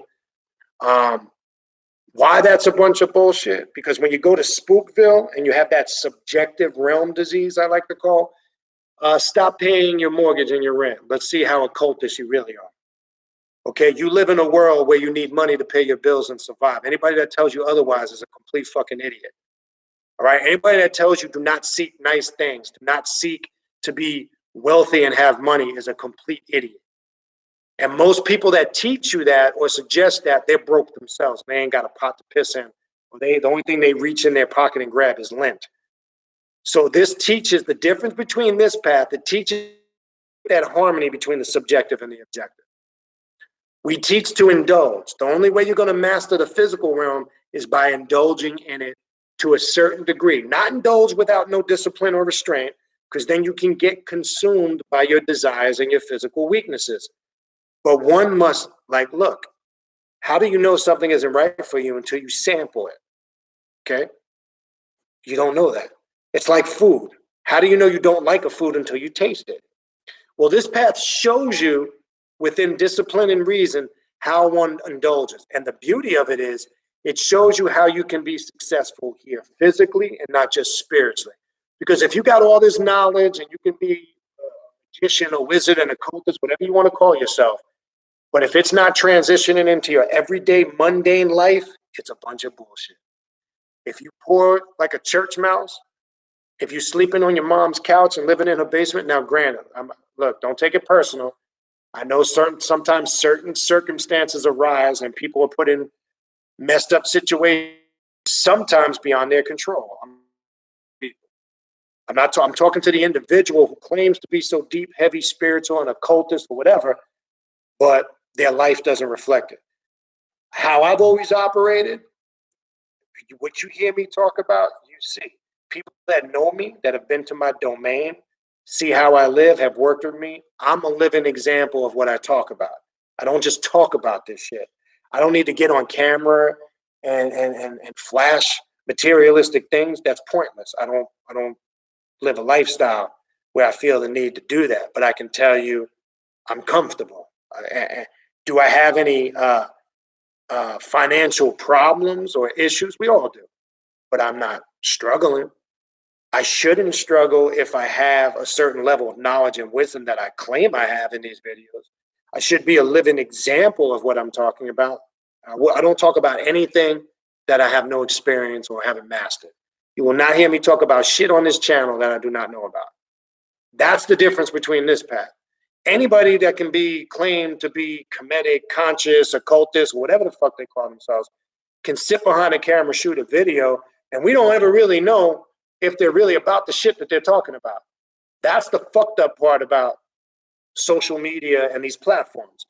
Because as I've said for many years, we have a lot of keyboard gangsters, right? We got a lot of people that hide behind screen names and talk shit and don't show their face. Well, you can't come on platforms like this, show your face, and everybody knows who you are and not be able to back your shit up. And I say that out of confidence, not arrogance. So I think that's the key difference with this path is whatever you claim you've made, you can't have all this knowledge and wisdom and spiritual power, but it's not showing in your everyday life and in your example and the way you live, right? As I said before, I've always had this argument with the Kemetic people who claim to be so Afrocentric and Kemetic conscious. I ain't never seen a broke pharaoh, have you? Stop. Just because you put on Egyptian clothing and dashikis and wear ankhs and nice smelling oils and say hotep, that doesn't mean a damn thing at all. It just means you've regurgitated and you're mimicking and copying some culture that obviously has run its course in the sense it's not lived like that. The knowledge is timeless. But you can't claim to be a direct descendant of pharaohs and kings and queens and you're piss broke. It just doesn't make sense to me. There's really no justification for it. If you take it personal, then unfortunately, if the shoe fits, wear it. Then you're probably one of those broke, miserable people that are struggling and don't understand. I'm not talking about the individual that's struggling, but working through their struggles, that has embraced that part of their chaotic journey. I ain't talking about that individual. I'm not talking about the person that has real life problems, whether be it financial or personal, but is doing work and is on this path and is sincere in their intent. I ain't talking about that person. I'm talking about the person who claims to be so deep and heavy and knows everything and can quote the Book of the Dead and I read this book and, can quote the white scientists here and knows astrophysics, and then can levitate and is a healer and, and all this shit to that person. But yet, no offense, they're flipping hamburgers at Wendy's or they're stocking shelves at Walmart. I'm not, and again, if you work those jobs, I'm not disrespecting you. If you are a person that's grounded in reality, I respect you. I have to say, you go back in old videos. I don't care whatever you need to do. If you got to get a job flipping hamburgers, be the best hamburger flipper because your approach is everything on this path. Because if you get up every day and go to the existence and you're miserable, whose fault is that? That's yours. But guess what? If life throws you a curveball and you got to flip hamburgers or you got to do a shitty job, if you go to it with the approach and I'm going to be the best burger flipper I can be, guess what that's going to do? That's going to open the door. The next thing you know, you might be in management and then you might be out of that job and another door opens. And that takes you to another level, to another level, to another level. Your approach is everything. If you understood how to harmoniously combine the objective with the subjective, you would understand it. So I always tell somebody when customers get there, if I'm in Walmart or I go to a restaurant, I always cheer somebody up by saying this. Or if they get stupid with me, I say, hey, look, I understand you might be having a bad day, but look, nobody put a gun to your head and told you to take this job. Sometimes people back down to reality. It's a miserable when you got to get up every day and do something you hate. That's a telltale sign that it's time to do something about it. This path teaches you about that. So it's not all subjective. It's not all spiritual. It's not all about putting on a robe and giving yourself titles. I'm guru this and whatever and all this other shit. No. This is about being a living, breathing example of what you claim you study and you teach. That's it. I know, look, I've said this before.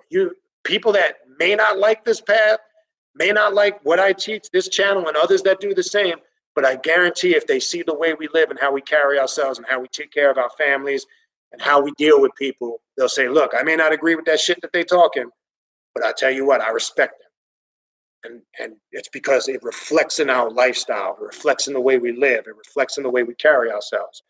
That's the difference. And if you can't see that in an individual, they're full of shit. Because I've seen so many of these YouTube scholars and gurus and masters. Because somebody, and that includes myself, and that's why I hold myself accountable. Just because somebody starts a channel, whether it's on Facebook or a web page or a YouTube channel and calls themselves Hi Guru this or Master such and such, that don't mean they know shit. It's very easy nowadays with all this technology. Information is at our fingertips. See, back in the day when there wasn't the internet and only certain people had access to certain occult or old books, i.e. your Dr. Yorks, who basically took old occult knowledge and started his own cult on it and brainwashed the people that he was coming with some new shit. It was only new to those who never heard it before. Remember, there's nothing new above and beyond the sun. It's only new to those who've never heard it before. So that comes off deep to some people. Oh shit, that brother's deep, that sister's deep. Not really, it's just you ain't never heard it before. I'm not teaching anything new. And I never claimed that I was teaching everything new. I'm trying to remind people of what they forgot. Because this knowledge has always been here. Nothing is new. Anybody that's fooling you into thinking they stay deep with some heavy shit, it's not that it's new. They figured out a different way to break it down to you. That's their insight.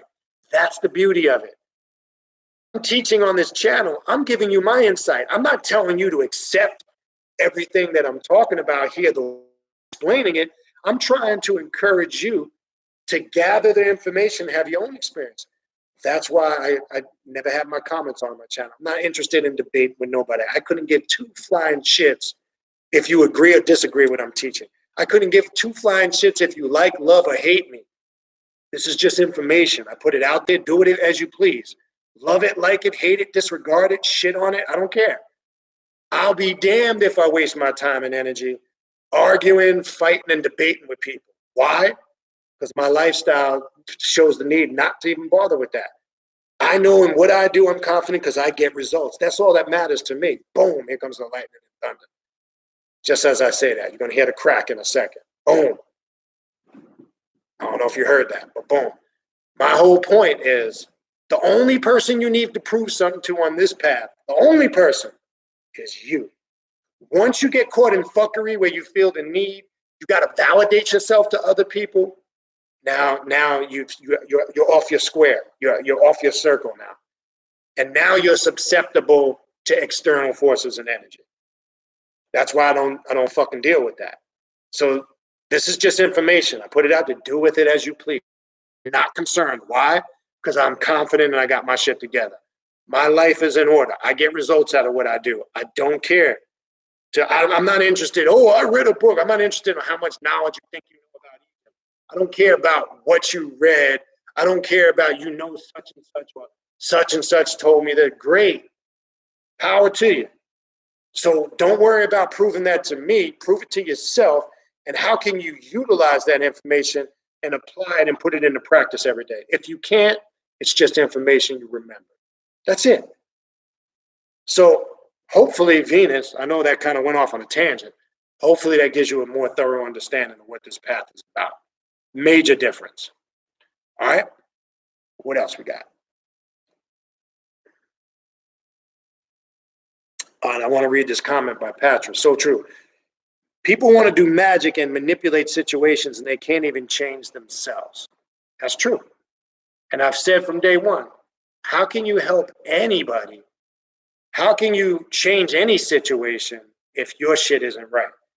Which further confirms why one who starts the journey on this path, one of their first jobs, in my opinion, their first task should be shadow work. You got to get yourself right. You're no good to nobody, let alone yourself, if you can't get your shit in order. This is where the disconnect comes from. This is why people struggle to see the results in their everyday physical life. This is why people work rituals. They know shit. They have a lot of shit down pat, but they're like, damn, why aren't I getting the results?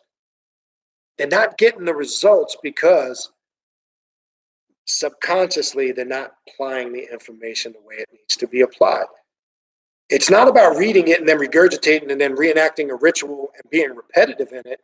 It's absorbing the information, using an outline from ritualistic work, and then creating your own. And I've said this before. That's what my classes are designed. It's not regurgitating and repeating somebody else's shit. I'm showing you how you create your own shit. That's the difference. That's what I do as opposed to what other people do. You don't rely on nobody to do shit for you, because then you believe to that shit. Anybody that's got to rely on other people to do shit for them, it just confirms how weak they are. I don't care what anybody says. You ain't got to agree with that shit. I couldn't give two flying shits. If you want to come up under somebody, you want to become a part of some group in some organization, you want a membership card, you want to sit up under some guru or some priest or priestess in whatever tradition, power to you, knock yourself out. I'm telling you, because I've been there, done that, got the t-shirt. Went through that whole bullshit with Ifa and Santeria. Got crowned. Went through that in Palo. I have the ultimate respect for my elders, but I see the bigger picture. I went through it in OTO. I went through it in Masonry. I went through it in Rosicrucianism. I went through it in the Temple of Set. It's one of the reasons I left the Temple of Set, because I saw them motherfuckers start to try to dictate to you and how you should think. They're going to tell me what to do, period. I made that up a long, long time ago. Okay? So therefore, I'm bringing all that up to say this is not just from my opinion. I have no desire to sit up under anybody. There's not a damn thing a motherfucker can do for me. I don't need the assistance of anything or anybody to get what it is I want to get, to obtain what it is I want to obtain, to live the life I need to lead. I need assistance for that. That's for weak-minded individuals that have no power. When you got to go to somebody else to do shit for you, you're weak. That's all I can tell you. And I'm talking about when I say, oh, look at that. Wow. When I say go to other people, if you think you're going to join some group and get a membership card and work your way up in the group, and then all of a sudden you're going to be some master, you're a fool. You could do this yourself. You don't need that stuff. If you think because you get initiated or crowned an Ephah, oh, you're going to find it's not what you thought it was. That's what I mean. It does, and again, I've said this a million times. It don't mean you can't have teachers and elders. I'm not saying that. It doesn't mean that you can't take classes or be a part of esoterical groups and organizations. I have no problem with that. I'm still have active membership in some of them. I go, not, obviously not as much as I used to years ago. I stay very minimal active just to connect with the information. I'm not saying that. What I am saying is don't let that dictate to you who you are. Don't become exclusive to any of that shit. You diminish your power. Okay? I want to make that clear. That's very important to understand.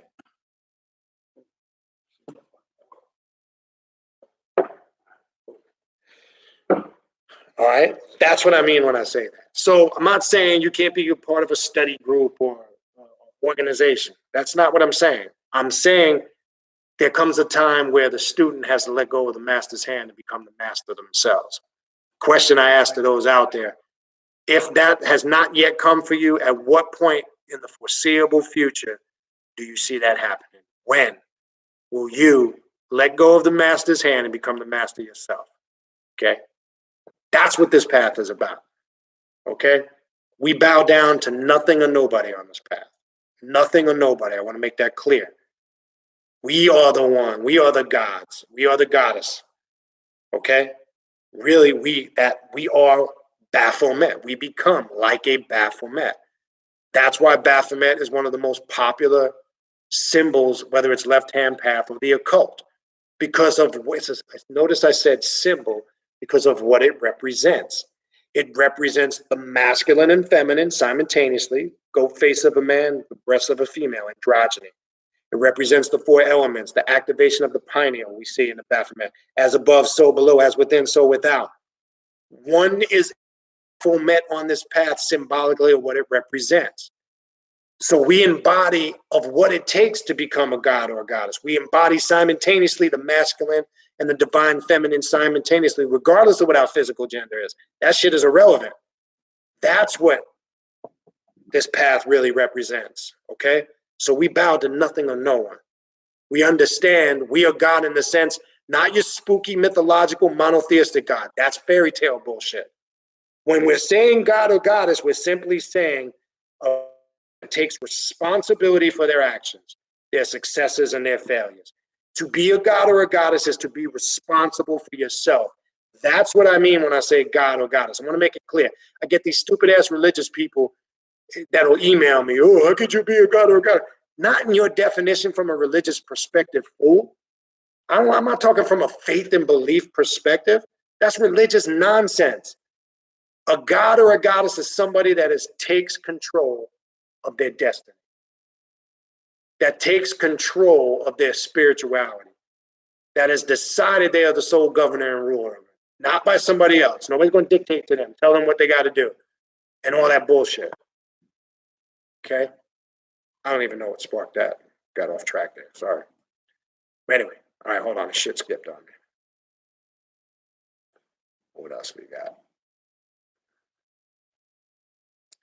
What else we got? Let me find my spot.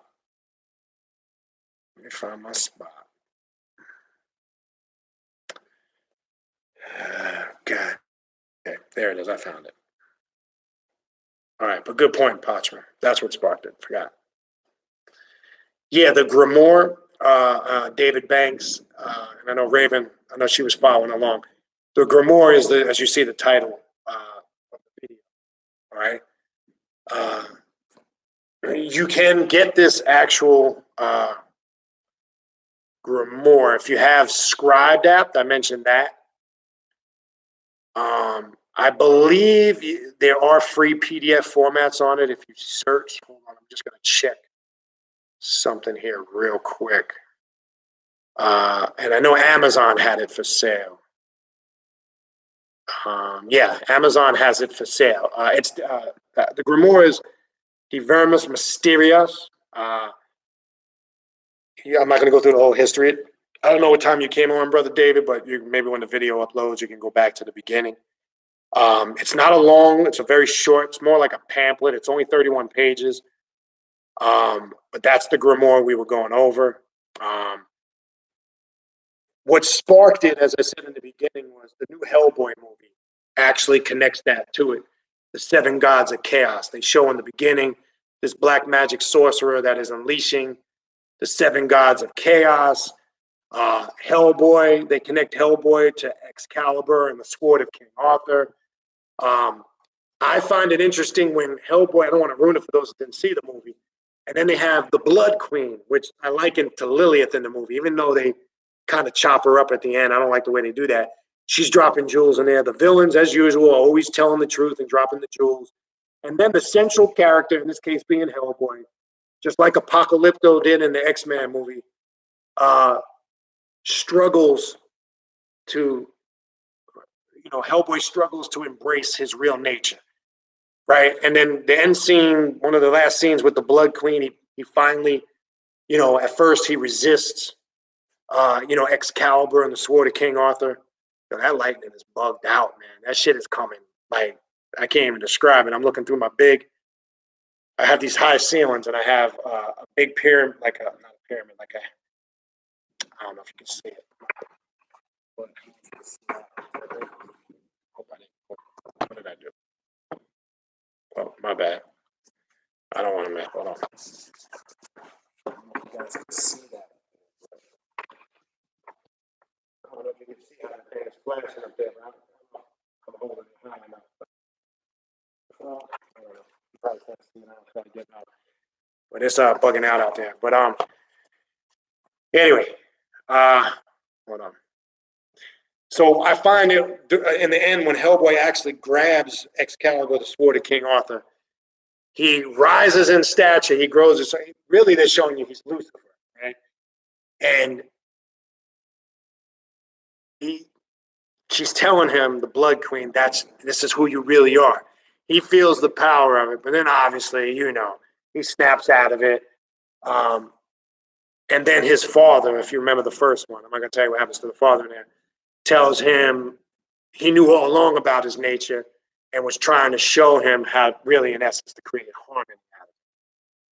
They dumb it down a little bit, but I found it interesting that they connected it to Excalibur and King Arthur, and they connected it to this grimoire.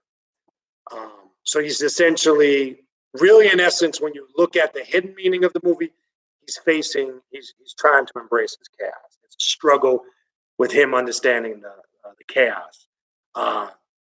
If you've seen the movie, I'm not going to ruin it. The Asian guy, the guy, I don't know, I can't remember the dude's name, the actor. You see also what he's going through in the movie. So that's why I decided to do this grimoire, because I did this grimoire to it. Now, this grimoire, I read this quite a few years ago, and it just reminded me of the grimoire. So I said, you know what, this would be a good idea to do a class. Let me talk about this. But again, I'm always gearing these classes or whatever videos on showing you, just giving you an idea. I'm not telling you the exact way I'm showing you. Trying to give you an idea and encourage you to maybe utilize this in your work if you see fit. All right. So what else we got?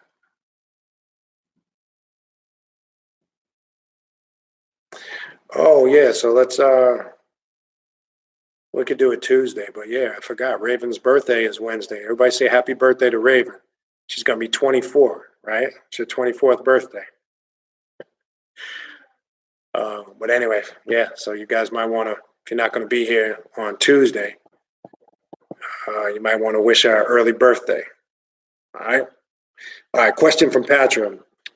Can you elaborate on what was the core reason of the original matricide of Tiamat? All I know is that her sons rebelled and killed her. What was the motive? Thank you. Now, you got to really go into the story of Marduk slaying Tiamat. right? The story of slaying Tiamat, remember, she was slain for the purpose of giving birth. It's not that her, now, I'm not sure where you read that. I have read that before. A book I would refer you to from Asenath Mason is the Grimoire of Tiamat. It shows how she gave birth to what they call the 11 chaotic demons, which you give me an idea to do a show on. So it depends on what information you're coming from, but the whole matricide, the whole rebellion, the whole birth or process of her being slain was when you're dealing with the Necronomicon and the Grimoire, or dealing with Absolute Tiamat or that whole Sumerian anthology. She is the one that birthed everything into existence. That she represents giving birth to all of that chaos. So more so from the story of Marduk slaying Tiamat, it represents that. It doesn't mean that she was killed in finality, she was done. She was slain, and from her being slain, not killed, she gave birth, because really that comes out of Leviathan, just like Marduk, because Leviathan is the principle of continuity and existence. Tiamat was birthed out of that continuity and existence. Marduk was put there to assist in the whole primordial chaos being birthed into our universe. So what it really represents, and Tiamat, and all the things I was going through in that grimoire, it's connecting that through the womb of the female Tiamat. Now with the sons rebelling and killing her, again, it's not, don't look at that in the sense of that's it, she was done, because that's not what it represented. Tiamat's energy is in, when we look at it from that spiritual path, is embodied in every fraction of our existence, not just our physical existence, but our spiritual existence. And this is where the chaotic waters come from. Everything must pass through the womb before we're birthed into this existence. The chaotic waters, darkness, the abyss, all of that from that spiritual path is linked into the Tiamat energy. That's how we need to look at this. It's important because it helps us understand, one, if we're working with this, with the void and darkness, number one, but also it helps us connect it to our mundane existence, or our physical existence, or our objective, whatever you want to call it. So if I'm working with that concept of Tiamat being slain or killed, we have to look at that as how that her slaying was how primordial chaos created everything that we've connected through via the void, the darkness, into this existence. And the only way we can reconnect with our spiritual power is by now going back and embracing that primordial chaos, that void, that darkness, because there's where we get to know the real self. Here, when we're indoctrinated and we're a conformist, or we're spiritually indoctrinated, that's the illusionary self. That's the person who we think we are. That's the person who we want people to see us at. We all do this. We've all created some false illusionary aspect of ourselves. We've all want to present ourselves. We want people to see us a certain way, right? Some people want to dress Egyptian and cultural because they want everybody that sees them. Hotel, Kuta Matata, Alafia, that brother or sister must be very African and spiritual because they wear a dashiki, et cetera, et cetera. Then we have the over extremists that want to be so dark and occultist, and they dress that way. They say things, they talk about. We have some people that want to, they may not be, they may be as gangster as hood as a little ant, but they go the extra length. They may be the biggest pussy in the world, but they want everybody to think they're gangster. Hardcore. Everybody's a thug nowadays, right? You got suburban thugs. You got mall thugs. I like the ones where their mom drops them off at the mall, and then they get in the mall, they're thugs with their pants sagging, and their mom comes and picks them up, pull the pants up, and they get back in the house. Oh, start fucking around. My point is, Tiamat represents, when you tap into that Tiamat primordial chaotic energy, it strips away all of those illusionary aspects that you created about yourself. So she had to be slain in order for us to tap into that awareness. That's how we should look at it and apply it on this path. So when you're doing ritualistic work with Tiamat, that's what you should be deciding to strip away and get to the real essence of who you really are. The question is, I'm saying this in general, not to you, Patrick, but do you know who you really are? Ask yourself that question. Do you really know who you are? Not who you think you are, not who you want people to see you as. And not only do you know who you really are you comfortable with? I can say I'm 100% aware of who and what I really am, not by anybody else's standards, not by what anybody else thinks. I couldn't give two flying shits. And I've embraced it, the good and the bad. I know my strengths. I know my weaknesses. I know my shortcomings. I know what I need to work on. I know where I got to focus on areas of improvement. I know what I'm skilled at, and I know how to sharpen that skill. And I know how to use my skills and the things I'm good at and how I can benefit from it. That's all part of this path. Know thyself and thou shalt know the gods. It's that fucking simple. If you don't know yourself, you don't know shit. Knowledge of self is step one. Shadow work is step one. All of that's connected.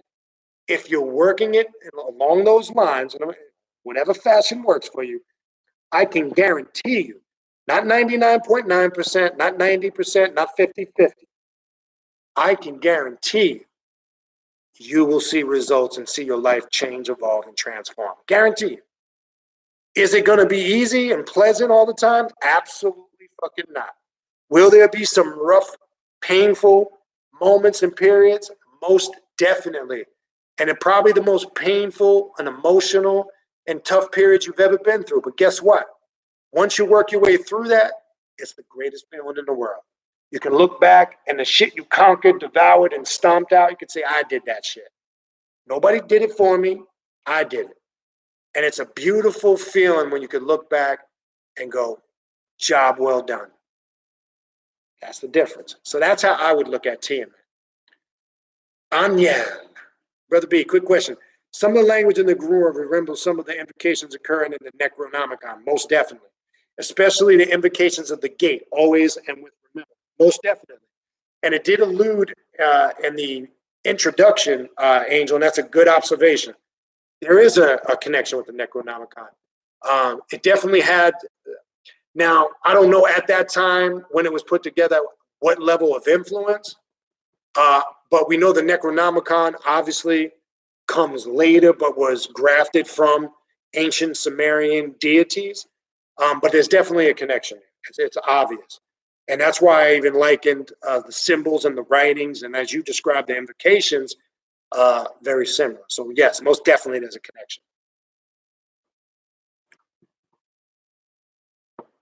Good question by David Banks. Let me read it. You mentioned the Grimoire of Tiamat and 11 demons. How did you go about communicating with them? Did you go off the book or did you go off your own spirit?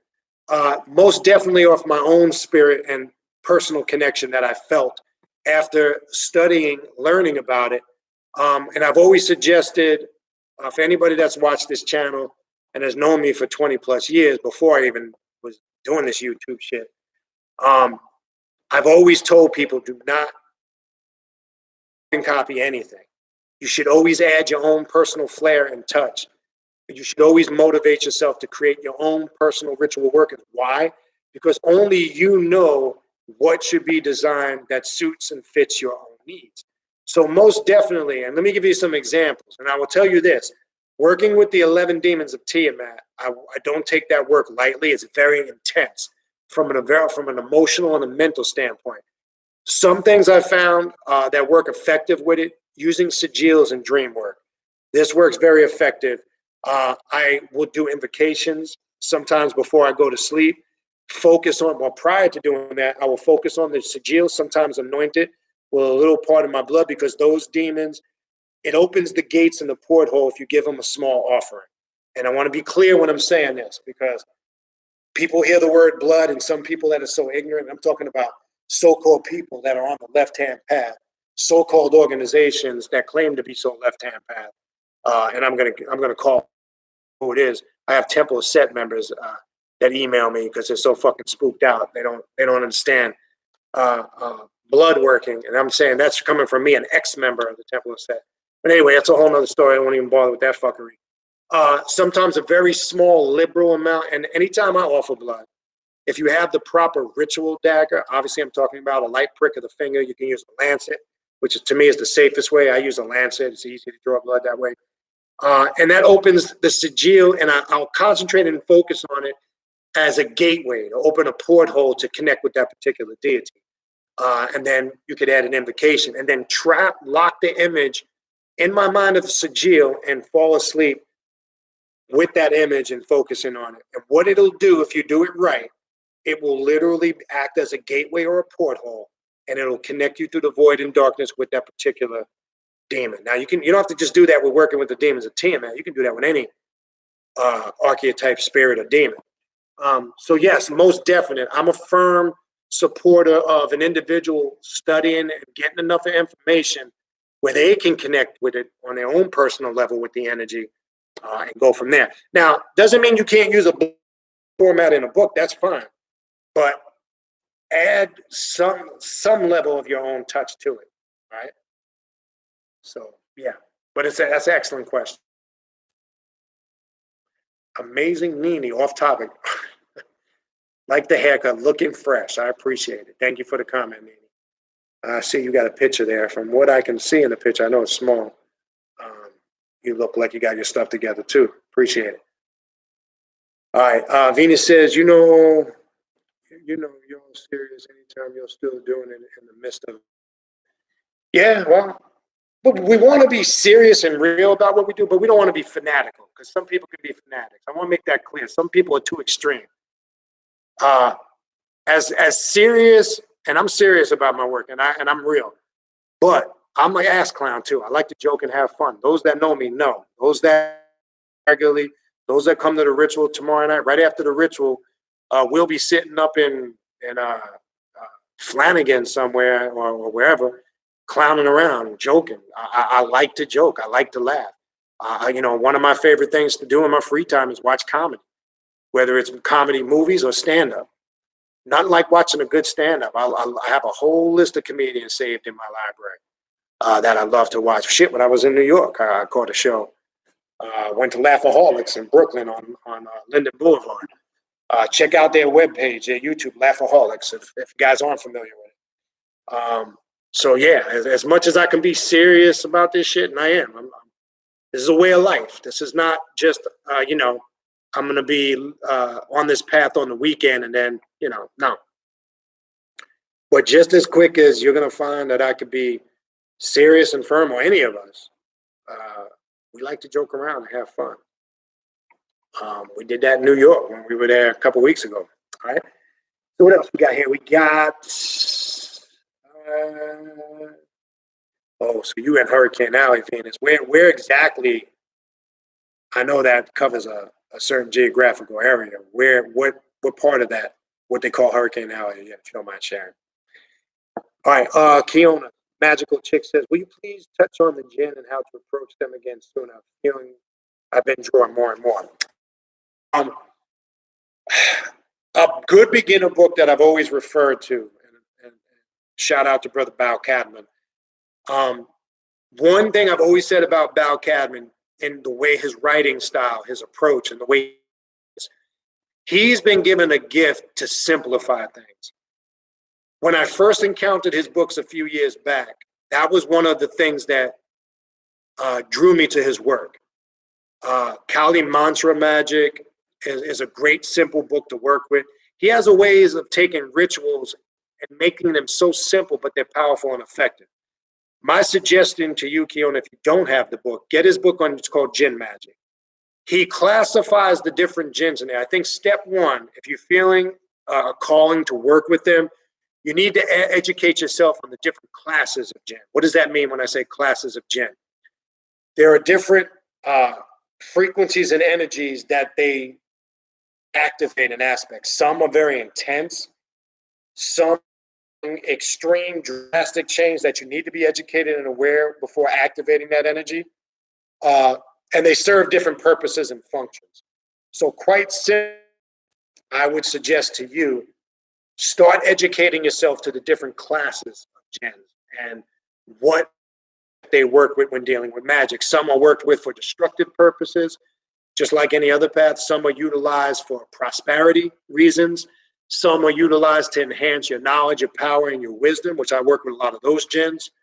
Because who do you think Solomon tapped into when you deal with, remember, the saying is in mysticism that Solomon had the jinn build his temple, right? That's a whole nother science. But those that are familiar with the demons of Solomon's temple, etc., you know what I'm talking about. But I'm saying I would get yourself familiar. And then obviously step 2 would be start creating ritualistic work via symbols, sigils, invocations to activating those deities or jinns. But you want to make sure it's geared for that specific purpose. Excuse me. And you can only do that knowing what the classes represent. Now, Bao in that book, Jinn Magic, he does a good job of going through the main classes. And I think that's a great opinion. I've suggested people times to seek that book out. And I know he offers courses in some of his work. I would suggest you check that out. I know he offers different online courses that I've heard people give a lot of good feedback on. So I would recommend starting with his book. Now, there's a lot of book on the Jinn Magic, which is I can't remember the author. I'm drawing a blank, which if you just Google it, it's probably the first book that'll come up on Amazon. Actually, I have it. Let me give you the name of that real quick. I just can't think of the author's name. It's probably one of the most popular books on Jinn Magic. I'm just drawing a blank on the author. This is another good book, probably a little more complex. Not that, hard. Corin Hargrove, I couldn't think of his name. Practical Jinn Magic. In my opinion, from reading the book, it seems like he used a lot of sources of information. The book is okay. It's good in my opinion, has a lot of work in it. It's not complicated, but it goes a little more in depth. I'm not saying like if you don't know anything about the jinn, you won't get it. It's not that it's complicated, hard to understand. I think it's just a little more all over the place. If you really want to start more structured, I'd probably read Val Cabman's book first, and then I would go to that book. But Corwin Hargrove, that's his name.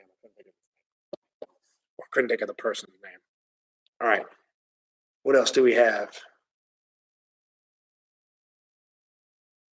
Yes, Venus, the weather gods. Now, you'll notice whether it's dealing with the Natiru, as we know the word Natiru has root in the word nature. When you look in any of these pantheons, the hierarchy of gods always deal with the element that's connected in nature. For an example, let's go to Egypt. I'll use Egypt and I'll use the Yoruba gods, right? And that's just, I'm using two of the more familiar ones. It's not restricted to them. This is in a lot of cultures. You can go to the Aztecs. You can go to the Mayans. You can go to a lot of other primitive and pre-dynastic cultures.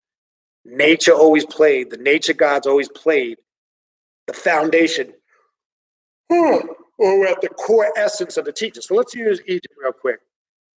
We have Shu, which represents wind, right? We have Tefnut, which represents water element. We have Ra, which represents the sun.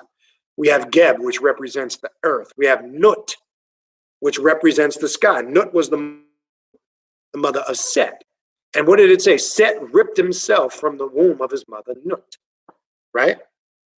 What does that mean? We know that taps into isolated consciousness, etc. They just all from the very beginning, it showed how does one separate themselves from nature? If nature brings everything into existence, it confirms what the isolated consciousness is, because everything collectively is connected, but yet in order to understand it, you must retain your individuality. So Set ripping himself from the womb of his mother represents that isolated consciousness. All right. Then when we continue on, we can go through other lists of deities. We can go to Yoruba. I just throw a couple basic ones at you. We know Yemaya and Oshun. Yemaya represents salt water. She deals with the oceans. Oshun's the rivers and the lakes, fresh water. We can go to Shango. He's connected to the fire element. All right. We can go to Ogun. He's connected with certain elements in nature. He's connected with metal and iron. Right. We can go to Oya. She deals with storms, hurricanes, natural disasters. Right. This is just some bait on the surface, right? This symbolically, what we have to look at that as, it's trying to show you what the ancients did in all of these cultures. They used the microcosm and the macrocosm. They tried to put them together to show you what takes place in nature, form, and then show how that connects in us, right? So this is what these stories were trying to do, right? And this is why you'll see the picture of Nut. You'll see in the ancient Egyptian hieroglyphics this long picture of her with her legs going in an arch, and then you see at the end she's outstretched and everything is contained in it. We're also seeing the power of the female, the woman. But she's the sky that engulfs everything in creation. Then you see Geb represents the earth, right? So you're seeing the connection of the masculine and feminine. You see this too when you go into the Sumerian culture, right? For an example, most of the deities are aligned up with planets, right? So long story short, there's always been that connection with nature, the deities, and how it correlates to us. And the astrological, you can't negate the astrological sign because a lot of the Sumerian deities are in accordance with astrological alignment of certain planets. There's two, right? Those, and again, astrology is not one of my skilled fields, so I want to make that clear. But those that do work with it on some level and get their, astrological charts, you see that. So how you're birthed into the universe also has a connection with energy. Your astrological sign tells a lot about that. So all that stuff is connected.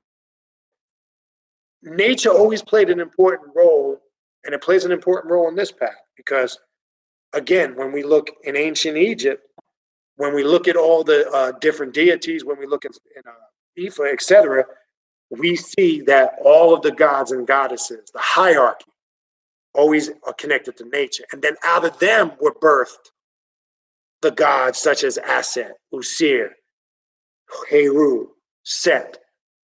So what it's essentially telling you, we're dealing with the cycle of life. Now you have to understand the science and metaphysics of equinoxes and epoch, right? Now I'll take you to some basic science. Let's go, what the Honorable Elijah Muhammad was trying to teach. What does it say in the lesson? Now I got to go back to my 5% days, right? What does it say in the 1 to 10, the 1 to 40, right? What does it say? The earth renews its history 24,896 years. When the Quran makes a circumference 1 mile per landmass, the whole circumference of the planet, the earth renews its history. The 24,896 years is rounded off to 25,000 years of equinox.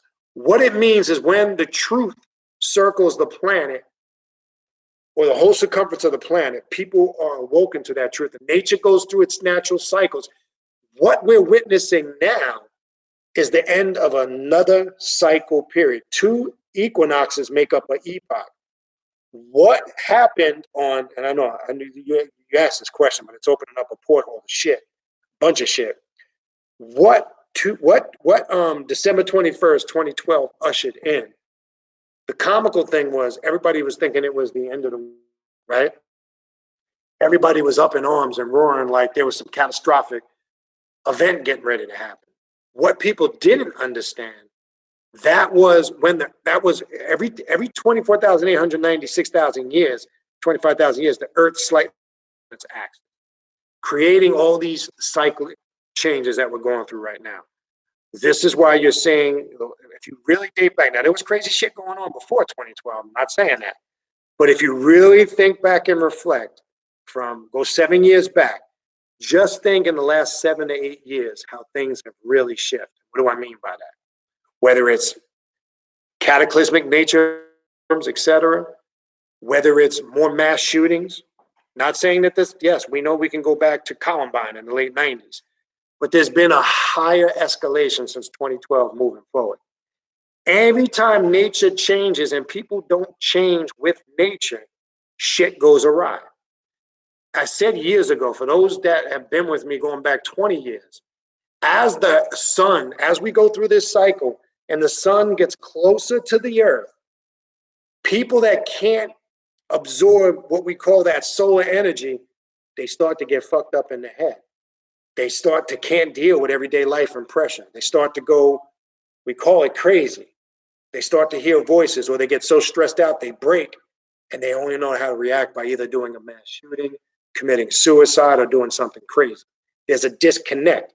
Now, we know what happens when the central nervous system is linked up to all of this energy that we're talking about.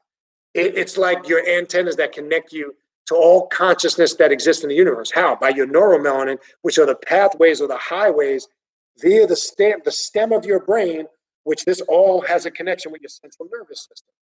So when you can't process change and information, those highways are blocked or closed. And that's why I said your neuromelanin, not your neuromelanin. Don't look at somebody and think just because they have dark skin that they're automatically linked in. You can be dark skinned and your neuromelanin can be completely damaged. You could be disconnected spiritually. How you get that activated is by the work, the rituals, the spirit, all that stuff assists in that. So what we're seeing happening, nature going through its cycles, we're at an epoch right now, people. This every 50,000 years, we just happen to be living in the day and time that they were talking about 50,000 years ago. You just happen to be living in it. We're getting ready to witness it. And there's nothing nobody can do about it in the sense of preventing the change. Here's the thing, and they want things to be better, but nobody wants to realize in order for that to happen, something must be destroyed in order for something to be rebuilt. You're seeing all the old ways be destroyed. What do I mean? I'm not talking about cataclysmic doom. Nature is out of its way, that's in its path. That's number one. And it doesn't care if you're black, white, Latino, Spanish, Asian, whatever the fuck. If you're in the path of nature, get out the fucking way. Okay, so no, the hurricanes ain't taking the path of the slave ships. Stop that dumb shit. Hurricanes have been taking that path before we were even talking about slavery, and will continue to. What about the ones that come from the Pacific? Okay, this is something that will continue when we're not here. Again, go back on record and research hurricanes. In the 1800s, early 1900s, there was Cat 5s dropping. This is nothing new. It's only new because we're living and we haven't seen it before. So it becomes new to us. Nature does this every 25,000 years. It gets more intense on the second equinox or epoch, which is 50,000 years.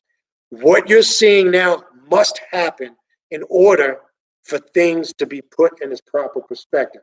But what happens is when people don't change and align with nature, they tend to get eliminated or destroyed. Thus, we got people who are going to start going crazy.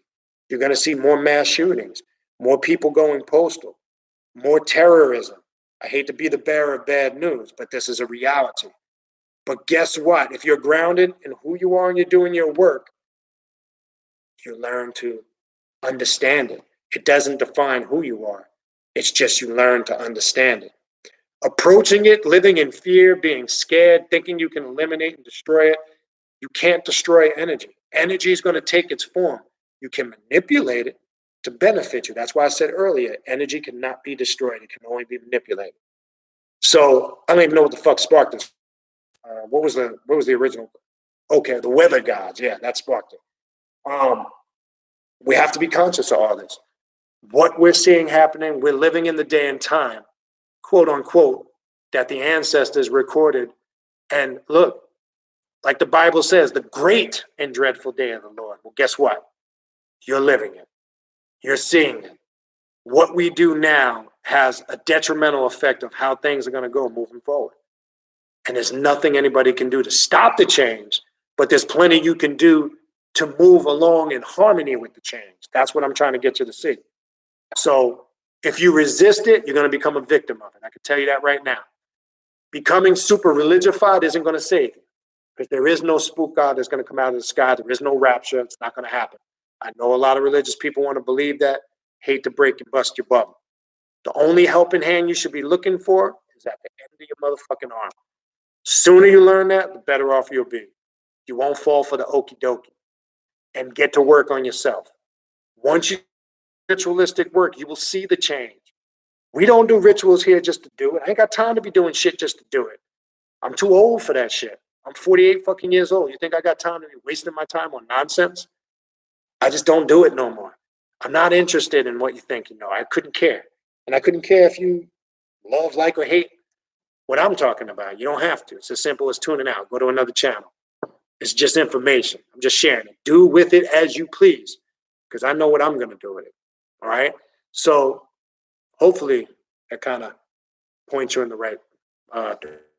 That's what this is about.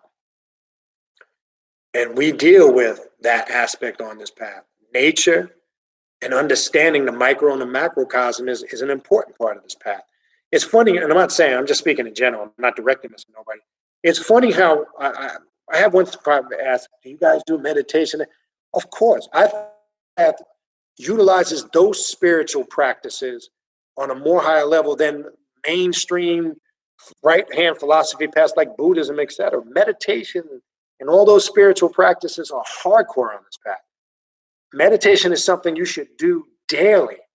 I don't care if it's 5 minutes a day, 10 minutes. You don't need to get the benefits of meditation. You don't need to sit around for 2. Some people think to be a guru meditation master, you must meditate in the lotus 3 hours a day. No, it's not required. If you got periods where you could do long meditations, knock yourself out. You'll find if you just do daily a few minutes a day, you will see quickly the benefits, how much clarity it creates, how much inner power, inner wisdom, strength it gives you. All that stuff is connected. I don't even know where the fuck I'm going with all that. It's just opening doors to other shit. All right. What else we got? So again, for all those that had emailed, the ritual is we are still doing it tomorrow night, 8 o'clock. All right. Just want to make sure. Oh shit! You making clouds disappear? And lightning is different. I wish you guys could see it. It looks like that shit in movies. I don't know if anybody here else is on here from this area, but it looks like when you're watching those horror movies and they're in the house, and that's what this lightning looks like. It's crazy. Oh, Sister Zipporah banging. Peace, Sister Zipporah. Good to see you on here. Kiona Magical Chick. I dislike when people threaten black magic on others. That's happening to me now about Rodney Coleman while listening to his live. Going to take your advice every Sorcery. Don't look. First of all, anybody that practices real black magic wouldn't even threaten you or tell you they were doing it. That's step one. That's why I don't feed into all these people who are on these platforms yelling and screaming about what they're going to do to you. Look, I've said before, and I'm not going to really touch on that. A real assassin, a real warrior, a real black magician is not going to reveal that. I wouldn't let anybody know what it is I knew in that area. I'll keep that in my back pocket.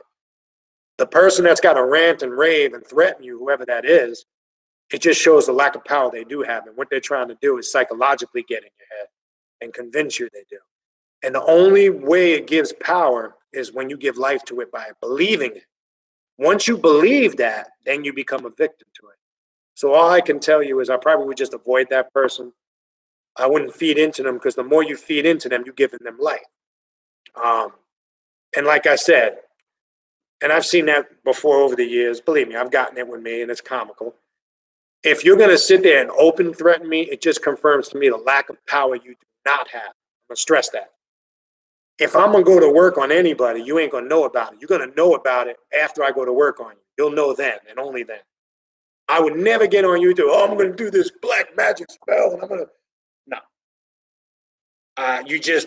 A real master is not going to do that. I'm sorry. You could disagree with that. I couldn't give a shit. But I'm going to tell you this.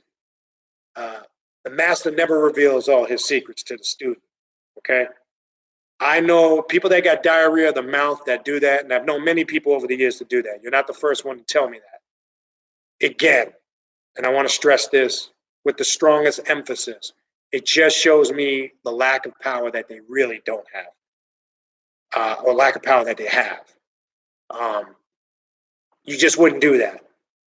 That's like, let me use a sports analogy. That's like two football teams coming together, and the opposing team is going to tell the other opposing team some of the strengths and weaknesses or their game plan, right? What would be the point of that? Then there'd be no purpose for the game, right? Look, real bad boys move in silence. Real bad girls move in silence. a real person that's up on this shit, don't tell people. One thing, I never have respect for people that tell everybody their business, because you can learn from a fool. When I see people that got diarrhea in the mouth, I sit back and I listen, because you can learn from a fool. A fool will tell you all their secrets. When you got a person that's got diarrhea in the mouth, the best thing to do is close your mouth and just sit back and listen. And they will give themselves up, whether they're conscious of it or not. Because most of them are running that psychological game. They're trying to, with all the bravado and the talking shit, and like, as you said, this person threatening you, they're doing that to try to get up inside your head. They're trying to create fear. And once you embrace that fear, that's how magic works. Then they can go to work on you. Once you accept it as a reality, and only then. That's really how it works, okay? It doesn't matter what system they're using, that's how it works. It's got to start first on the person that's being worked on, has to accept the fact that somebody's doing it. So I would just steer clear from that. I don't want to stay on that too long.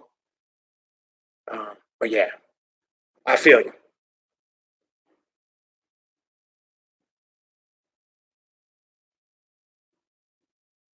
I'm glad to see, Elisa, you guys were talking back and forth from the ritual at the cemetery in the Bronx 2 Saturdays ago. And as I say, Wednesday night when we get together, we're going to proceed forward with our next event. I want you guys to look at it as a little private class that we're going to do. So if you guys got some stuff you want to discuss, in addition to us planning our event, that's going to be our own little personal thing we're going to be doing on the side. So definitely.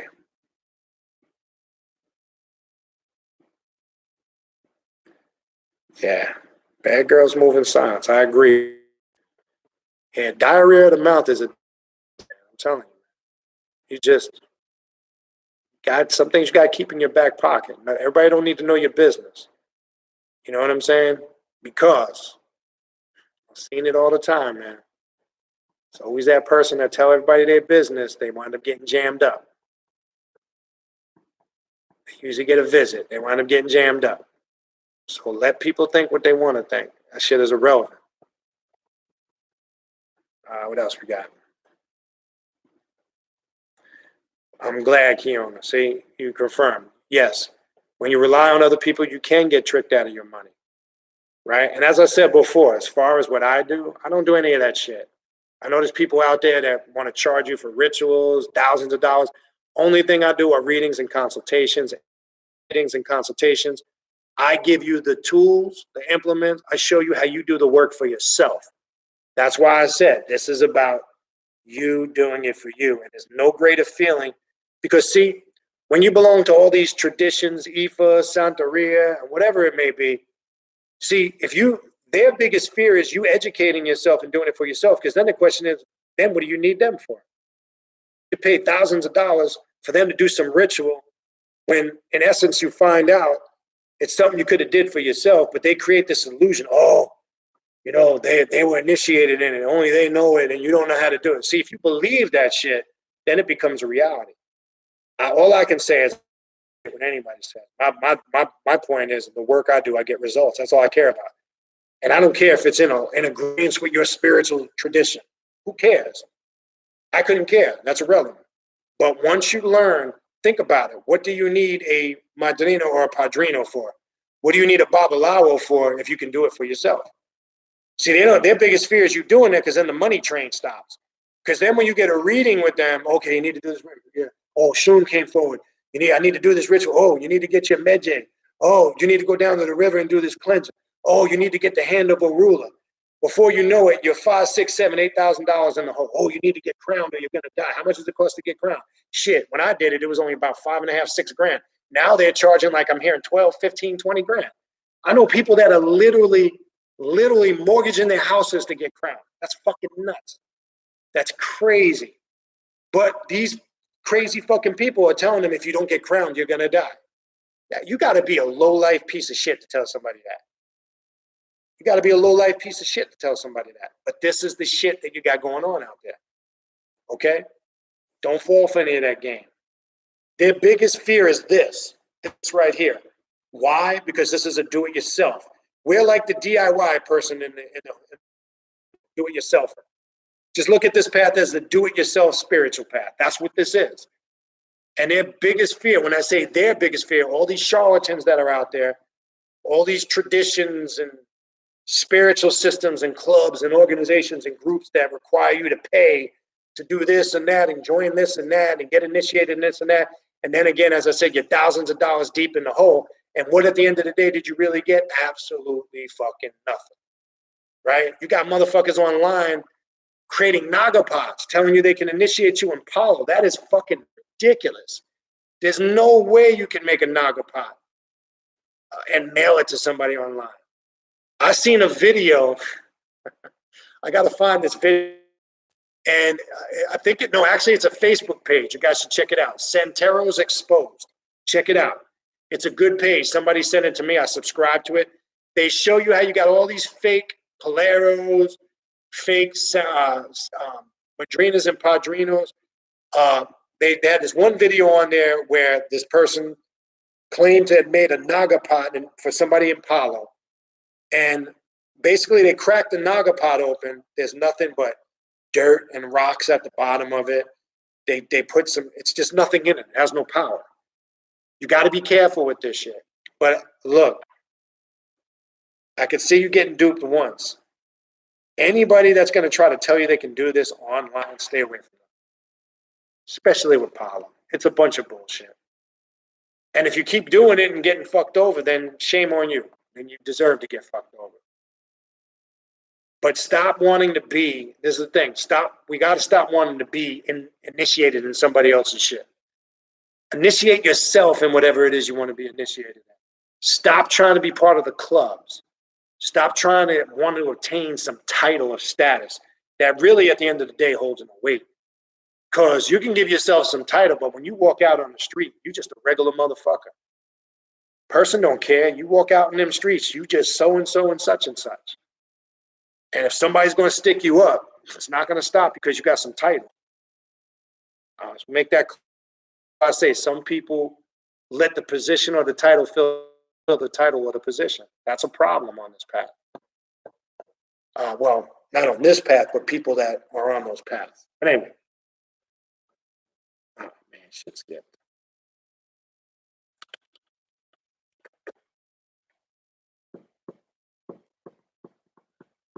Okay, here we go.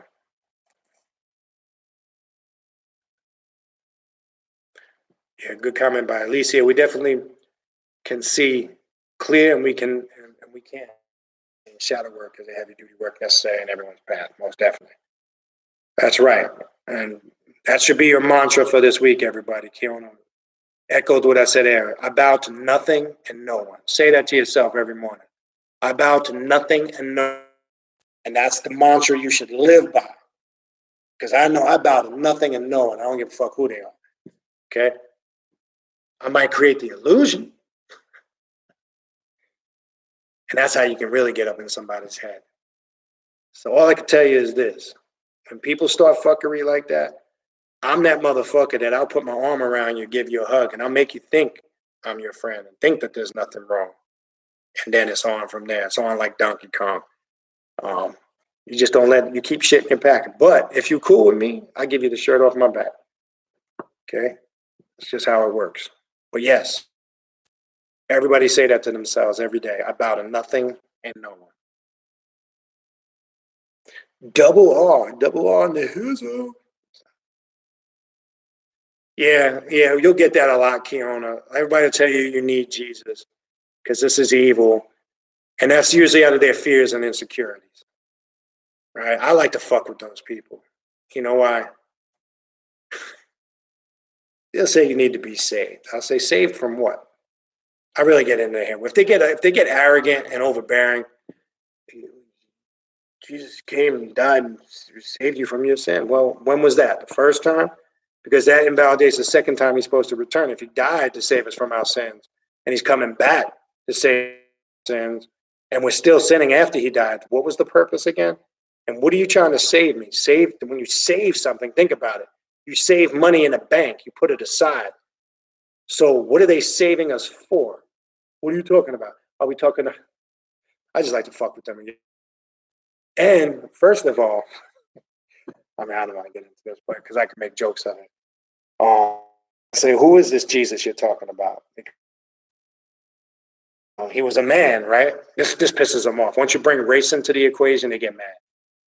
And it's not the white folks that get mad, it's the black folks. I've never seen black folks with such self-hate and racism.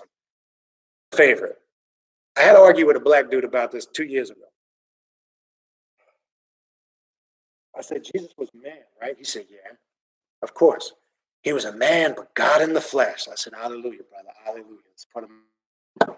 I said, so he was a man, right? Now watch the game. I said, what was his race? Oh, brother, see, that don't matter. Jesus came for all people. I said, I didn't ask you if he came for all people. Once you get focused and zoned in on the very concept and get basic, they get flustered. I said, I understand. That's your belief. He came for everybody. Cool. Thumbs up. I didn't ask you that. He was a man, right? Yes. According to your story, he was nailed to a cross, right? As a physical man. Yes, he was. Right. What was his race? I had a motherfucker said, I can't kid you not. Well, he was Middle Eastern.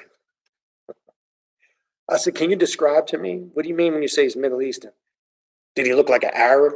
Well, he kind of had tan. I said, well, where are you getting this from? No, I didn't want to go into the Revelation shit. He had woolly hair. I'm going to go that black Hebrew Israelite bullshit. I was just trying to use common sense to show you how ridiculous this dude sounded.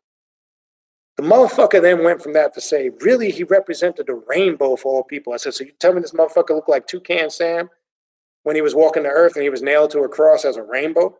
I mean, this is the dumb shit that you get out there. How you get to see them through their stupid shit is just get real basic. And when you bring up the race thing, regardless of the person you're talking to, if they're black, white, or Latino, or Asian, they get very uncomfortable. Say, if you can't agree on what race this man was, I don't even want to talk to you about your fake God.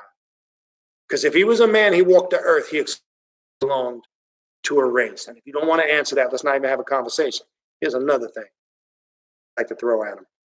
Most religious people don't even know what the word Bible means. Say, what does the word Bible mean? What language does it come from? What's the correct word and what does it mean? The average Christian ain't gonna know this. I'm not sure your pastor probably knows this. Maybe your Christian that does a little study in theology and the Christianity, they might know this. But you're gonna find, I'm gonna say 7 out of 10 won't know. And say, well, I don't know. Well, the word is biblios, right? In Greek, it means small book. That's not a small book, we know that. But the point being is, if you don't know what the word on the cover means, how in the world are you going to debate with me the contents inside the book? Conversation's over. I don't even want to have a conversation with you. You don't even know what the word means on the cover of your book that you're preaching salvation from. So why in the world should I even have a conversation? Because I know you could not understand the very God that you're talking about in that Bible. I like to fuck with them a little stupid shit like that and have fun with them. They'll leave you alone shortly after that. I don't fuck with them as long as they don't badger me. But when you get on my nerves with that shit, you need to be saved. I told the story a few years ago. A couple of years ago, some Jehovah's Witnesses knocked on my door. And when they walked in the house, you ever see like one of them horror movies when somebody walks in and they're trapped, it's too late? When they walked in and saw what the fuck, they so badly wanted to run the fuck out, but they were trapped. And it was like, oh shit, this was the wrong move. You could see it in their face. I could hear them saying it in their heads. They saw all the shit that I had in my house. They looked around. They was like, okay, we came in the wrong motherfucking house. And I started asking them questions. And they always was, yeah, well, we got to go back and ask Elder such and. I said, well, then, damn, why'd you knock on my door? Next time you come, bring Elder with you. Because you guys out here spreading the good news, but you can't answer none of my questions. Yeah, you know, you have a little fun with them when they get on. They won't. I haven't seen them Jehovah's Witnesses. They'll never knock on this door again. That was like them. It just reminded me of one of them horror movies like, oops, oh shit, walked in. At that time, a few years back, at that time, I had my door, Palo pot with feathers and blood. The motherfuckers walked in and saw that shit. They were like, oh shit, no, we came into the wrong place. Yeah, that was a wrong move that day. I say that to all to say, when you're arrogant and you think you could force your way on somebody, usually you get your ass served to you. You should never, ever, you don't know who you're talking to. And one thing, in my approach, when I conversate with people, special people I meet for the first time, I always am respectful. I always, humble myself to a degree. I want to get to know that person, talk with them, because I don't know who I'm talking to. They could be a very skilled person. They could be a very ignorant and stupid person. I don't know that. How am I not going to know that until I first indulge in conversation and come to that conclusion based on using wisdom and respect? That's how we approach. So I don't ever go into it. I've watched people over the years before they come into live classes arrogant and, misjudge me, look at me, may judge me for my age, my appearance, how I look, and then get their ass served to them. Never judge a book by its cover. You can have your own personal opinion. You're entitled to that. But I've watched people come into classes. I've had Sunni Muslims come into my classes, question me on Islam, found out that I knew more Arabic than they knew, and they looked like fools when I was done with them. I got to the point where some of them wanted to get physical and threaten me. But, we had the crew there, Big Jack. We had the crew there. They were about to get their ass served. But that's just the way it is. And I always tell people, you can come into any learning environment as long as you have the intent to learn. You don't have to agree with everything. But when you come with the attitude, I'm coming here to show somebody everything, they don't know shit, 9 out of 10 times you're going to get your ass served to you on a platter. And I'm going to serve it with a side of humbleness. Give you some of that humble pie on the side. That's how I roll. Remember, Geminis, I'm Gemini. I got dual personality. I could be your best friend or your worst fucking enemy. It's up to you. Sorry, mosquito. Anyway. What else we got here?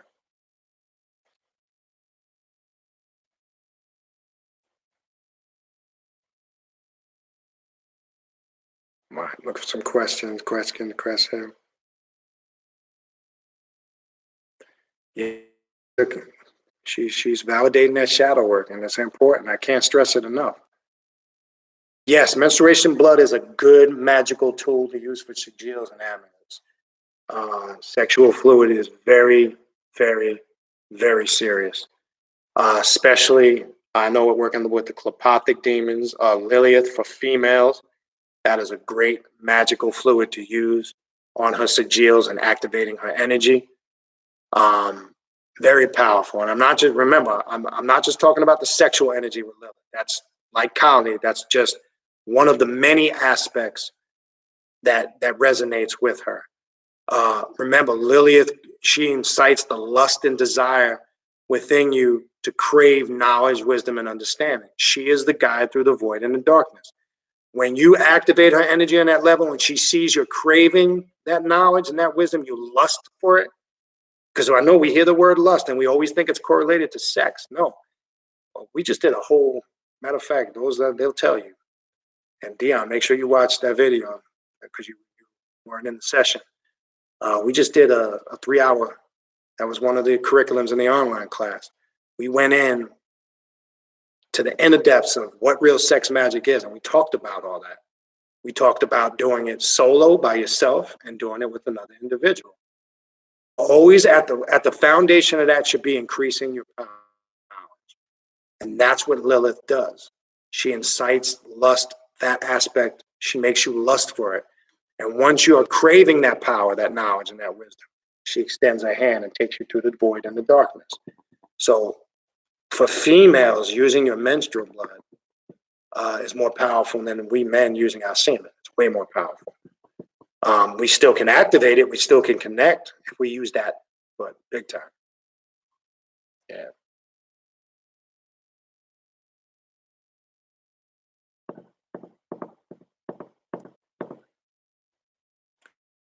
That's a good point. Slave ships did get lost on us. No, it says I brought that up earlier. For those wondering why I mentioned that earlier.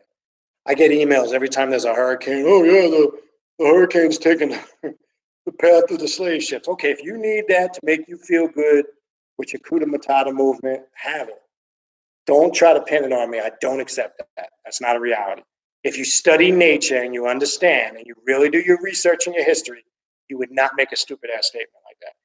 But in your world, if that makes you feel good, power to you, knock yourself out. But you're not going to sell me that. Sell that to somebody else. It's just as a joke. And if that's the these hurricanes have taken the path of the slave ships. It's killed and destroyed a lot of black people's homes and lives in the process. So I guess the path of the slave ship hurricanes don't discriminate either, like the regular hurricanes. I don't know. Because don't tell me them hurricanes are just ripping up white folks' neighborhoods, because they're not. We've seen this on the news. Go back to Hurricane Katrina. That caused a lot of chaos for melanated people. And to this day, they're still suffering the effects of it. So don't give me that bullshit. All right? My point is, what we got going on in the world, it's way bigger than a black and white thing, people. Way bigger. Stop making everything race and black and white. Is this part of it? Yes. Does racism exist? Most definitely. I'm not saying that. But everything race, usually you're a failure in life because that's your crutch to lean on. You accept, I'm failing because of the white man. I'm failing because of I'm not getting the same shake of the stick as everybody else. What are you doing to adjust the shake of the stick? Are you just spending all your time and energy sitting around bitching, moaning, and complaining? Or if you are a black magician, what are you doing to change that? Point. Stop making everything race. This is not about race. What we got going on in the world, it's about social status. We got gentrification going on in the world. What the world is looking at now, regardless if you're black, white, or you either got money or you don't. It's that simple. People that are successful, they have a place in the world. But they're not, they're looking at them as bottom feeders. That's the reality. That's what we're dealing with. And I'm cracking up now with this Jay-Z thing with the Super Bowl. You guys are, these conscious motherfuckers are funny. First of all, let me say this. I'm going to make it clear. Colin Kaepernick and every other player can bow all they want before every national anthem. It's not going to do a fucking thing. Until everybody stops watching football and the revenue stops coming in, which will not happen, because nobody's willing to go that far, because I'm still watching football. I don't give a fuck. I don't care about no goddamn national anthem. Okay? And that whole thing, don't front like, oh, Nike loves Colin Kaepernick. See, Nike saw the opportunity and the money they can make off of Colin Kaepernick. They don't care about no motherfucking cause. Nike is the same group that made donations to Trump's campaign last time he ran for president. So don't give me no shit that Nike's down with the cause. Because when that Nike commercial came out, I saw some video on YouTube, some all Nike wedding to show their support. A black family had an all Nike wedding to show their support for Nike supporting the black movement. Get the fuck out of here. How stupid can your ass be? Dumb. That's the stupid shit I'm talking about when you make everything race. This ain't got shit to do with race. Money talks, bullshit walks. Okay? Jay-Z realized that. Now they all want to get him. So fucking what? At that time, Jay-Z was bound taking it. He didn't know what he knew now. He's looking at it from a different perspective. But let me ask you this. If an NFL team called Colin Kaepernick tomorrow, and he's probably going to say today he won't go, and they offered him $15 million a year to play football, he's going to turn that down? If he's so bent on this separating from the NFL, he would have to turn it down. Yeah, he'd probably say now he would. I don't think that. Okay? Neither does the NFL, and that's why the NFL is still thriving. They don't care. Get over it. Okay? Get over it. I have no issue with protesting police brutality. It does exist. But that's the wrong platform to do it. Okay? Understand their side, like Trump's and as he thinks it's not about the American flag. And I don't have an issue with anybody bound taking a knee.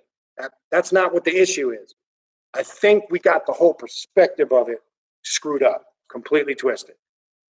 Because one side is saying it's a police brutality thing, the other side is saying it's disrespecting the flag thing. I say it's the wrong platform because regardless if you agree with the history of this country, there are plenty of black people that have given their life for this country. Whether you agree with it or not, don't attack them as being ignorant. Oh, how can you side with the enemy? Look, somebody doesn't protect this country, if somebody doesn't go into armed forces, because I know I ain't going to do it, if somebody doesn't become a police officer, who's going to protect who from who? Because now we don't trust nobody, so we're in disarray now. But you still have to honor those people, whether you agree with it or not, that have gave their life for this country. I respect my veterans. I don't care. You don't have to agree with that.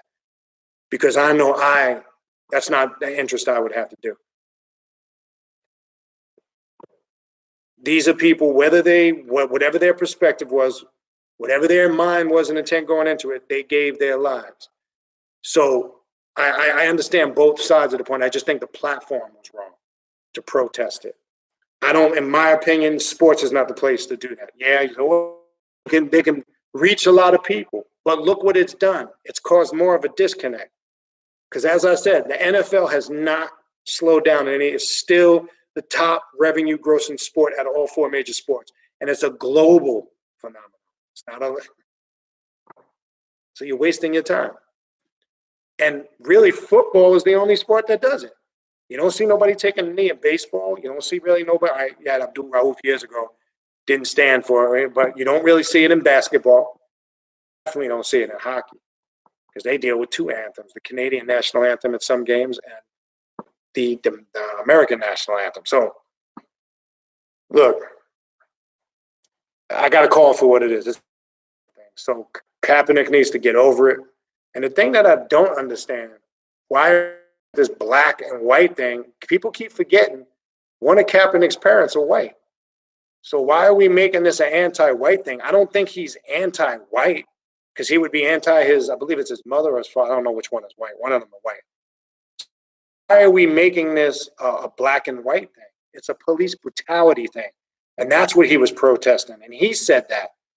So people are misdirecting this. Everybody else they're making it a race thing, right? Yes, it's police brutality against black people, but police brutality is also prominent against Latino people. And I told people, go do the research. More white people are killed every year by police than black people. You just don't hear about it because it's not put in the news. Go do the research. You can do statistics in any city, county, state, and do a national so you can pull it up. It's because it's not newsworthy. What I'm saying is police brutality is police brutality. Is it done more amongst black people? Yes. But how come nobody raised stink about the police brutality in Baltimore? Where those were black cops that killed that young in Baltimore. The one cop that got shot in his car that was parked, that was in Minnesota somewhere, I believe. He was shot by a black cop. Why, when a black cop does it, it's not magnified as police brutality? Why? Because it's either police brutality or it's race. So you're going to pick and choose. Black cop, we just won't talk about it, but if it's a white cop, we're going to talk about it. And I got news for you folks. This has been going on before the age of social media and YouTube. Police brutality is nothing new. People are in uproar because now it's uploaded and you see it on the fly now. I've been seeing it going back, growing shit. If you grew up in any of the boroughs in New York, you see it on a regular basis. I agree, this was something normal. I watched this shit on a regular basis going back to the 80s. Was no YouTube and Facebook and everybody captured something on camera and it was new, it was all over the news. Now we're seeing something that always has been happening and now all of a sudden everybody wants to magnetize it. Or the point or is there an intent to keep putting this shit out in mass media to incite your emotions to get a reaction out of it? I'm just saying.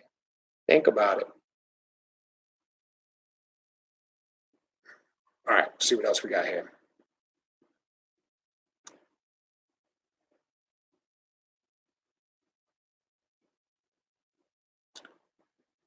Good. Black Flame, I like that one there. Black Flame Tri-State 11. I think we're going to go with that. I like that one. Black Flame Tri-State 11. There we go. Yeah, because we got our brother Fashad. He's out in Jersey. Forgot about brother Fashad. We'll get that date established. So we're going to be doing a big indoor working in New York. That's going to be the next thing. And as I said, we're going to try to at least twice a year. And if more opportunities present itself, because we got a good crew there, and that's going to build up. I know we got the 11 foundation, but it's going to start growing, and there's already more that we'll probably see more in the Wednesday meetup. But yeah, that's going to be the foundation. So we got some stuff we're going to do. That's it. I agree. Angel co-signing on it. I agree. That's going to be the name. I like that. We're going to roll with that. The Black Flame Tri-State 11. That's it. I think what I think some of you guys should do. Somebody should come up with a logo. We can get some shirts made up. So I'm gonna leave that up to somebody. I'm gonna put it out there, whoever wanna do that. Let's come up with a logo. Let's create a logo for that. And then we could get some black shirts with the logo on it. Something, I don't know. I like that though. What else we got? Yeah, Keona, check out on Facebook. It's on Facebook. Santeros Exposed. I couldn't remember if I said YouTube earlier. My bad. They could be on YouTube. I don't know. But if you Google on Facebook, Santeros Exposed, it'll come right up. And they got Tata Nagolo on it. I know he's a fraud. They exposed his ass bad on there. Just a bunch of charlatans. They got one video on their pants. They're supposedly removing this spirit from this Latina chick, and she's sitting in this chair. And like the Orishi sprays you get in the Botanica. Well, they got this chick sitting in the chair, and they spraying her like she's a cockroach. They got two people going. I'm talking about they spraying her, and she's like drenched in this spray. And supposedly it's some ritual to remove some spirit from her. It's that type of crazy shit you see on there. You'll crack up. I'm telling you, if you want to have fun, just get you a bag of popcorn, get you something to drink. If you want some good entertainment, you're gonna see some funny. There's a dude on there, supposedly got crowned shit.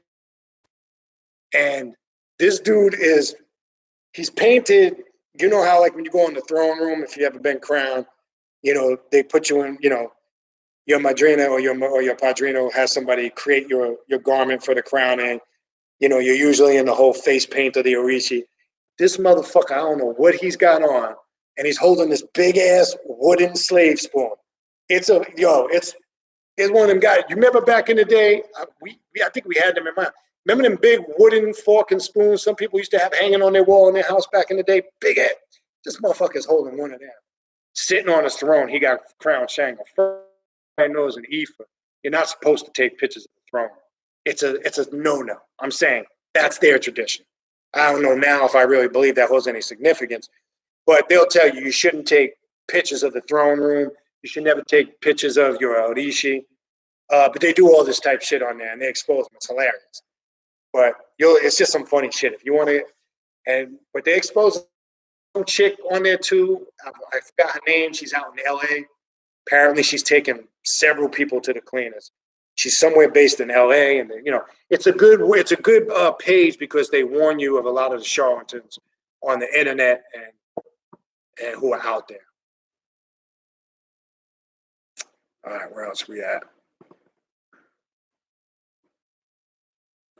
I like the Tri-State Black Flame 11, Black Tri-State 11. I like that Black Flame Tri-State 11. Oh, if you guys like Primordial, crazy now. I don't care. Either one, I'm good. You guys go with whatever you feel. Somebody create a logo.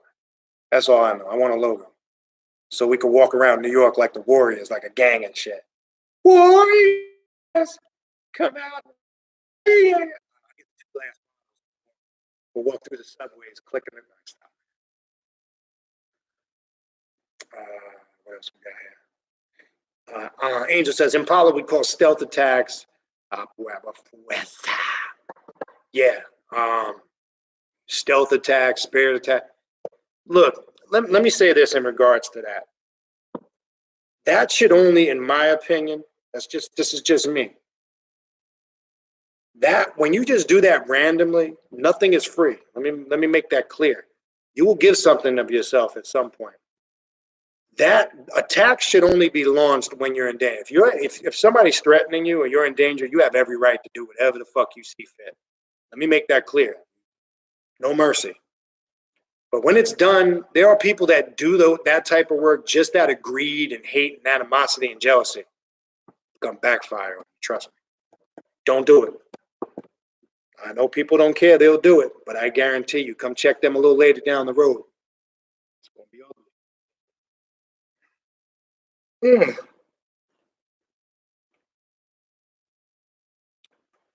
All right. Woke media. Maybe I missed some. Who was his mother? Talking to somebody. What that was. Maybe I'll put something down further. All right. What else we got? All right, trying to get done. I just haven't been on, so I'm just kind of kicking it. I think we're at the end.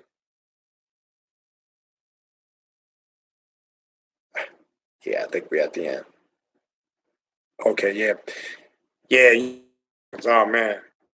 That shit, that was crazy. 80s, a lot of shit. Tawana Brawley, I remember that. Yeah, the Howard Beach incident, Yusuf Hawkins. Central Park 5. And that's fucked up, right? Central Park 5, the shit that they went through, that's some fucking injustice. And years later, yeah, I know people saying, oh, yeah, they got paid. But yo, look, man, let me tell you something. Yeah, the money's great, this and that. The money's not going to repair the psychic damage that's been done to those brothers, right? The money's not going to give those brothers those prime years back. See, that's what I don't understand. Money doesn't fix everything. Yeah, it's nice. And I think they're only getting what probably, there's not, I don't even really think that's an option. Them brothers should get all the money in the world they need to at least live the rest of their lives out. People think, oh yeah, I heard some brothers, oh, they're getting broke off now. Oh, who cares? But some of them are always going to have that trauma and that psychological damage. Sometimes all the money in the world ain't worth going through that. Okay? The greatest gift you can have in your life is your freedom. And once that's taken away, whether it's spiritually or physically, you start to go downhill. Okay? And people sometimes under fucked up circumstances don't realize it until that's taken from them. So look, money doesn't fix all that. Yeah, it's nice. Don't get me, I think what those was perfect. And to find out years later it was all bullshit. And look at the people that kept it. They just fired that crazy bitch, the prosecutor, after they did that Netflix movie, because she was exposed for the shiesty heifer that she was. But again, after the fact. So it makes you say how many other wrong people are incarcerated for crimes they didn't commit. And that's a problem. It exists in our justice system. Is it perfect? No. Does it work?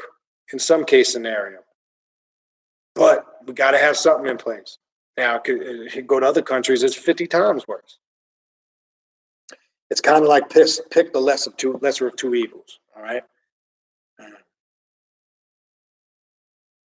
No, Nini, I don't do any banishing work, okay? The reason why, we're never trying to destroy or eliminate energy. What we do, and again, what I do, and the energy that I work with, and how I do it is, one thing I like to do, the beginner ritual, I like to use the system, casting a hermetic circle, right? Because what that does is it keeps your ritual space, you lock yourself into your ritual space. And you prepare, and when you cast the hermetic circle, you're doing what we call casting light and darkness. You're invoking the light and the darker energies, and you're bringing them into your circle. When you cast them, it actually compromises the 8-pointed star of chaos. So what you're doing is you're bringing the primordial chaotic forces and energy, and you're locking the circle. So you always into all energy and the portal or the aspect of it when you're working any magic ritual. But the adept knows it's the harmonial balance of the lighter and darker forces. So that's what we do in the beginning. We're going to do this tomorrow night. That's what we do in the beginning of the ritual. When you're locking your circle, okay, that in essence is really all you need to do. And when you end, the only thing you do, there's usually some closing invocation of ending it. And then we open, obviously, and toll the bell 9 times and open the gates. We toll the bell 9 times and close the gate. But this is what seals the ritual, the simple statement, and so it is done. Not so mote it be. That's more religious. So it is done. Because that puts the final stamp of finality on the work. So by you sealing your sacred space, by casting the hermetic circle, you're locking all that in. Now, cleansing your space is different from banishing it. What I do suggest to people, if you have a chamber room, if you're working with a specific path or energy for a long period of time, you should, I'll take like sea salt, Florida water, and I'll just sprinkle the area just to change the vibration and the frequency of it. Not to remove the energy. I want to look at it as if you're dirty and you need to take a shower. I'm just giving you examples. So no. Now I want to say this: if you do banishing work, you or anybody else, and it works for you, power to you. I'm not saying don't do it. That's more of a high magic practice. That's not really black magic or left-hand path. But real black magic paths, we don't utilize that in any shape, form, or fashion. We try to, one of our goals in our studies is to master and understand how all these energies and frequencies work and knowing how to utilize them when, where, how, and why. That's the key. So, no. All right. But it's a good question. All right. That seems to be it. I've been on probably a little longer than I normally would, only because I didn't do anything on Tuesday.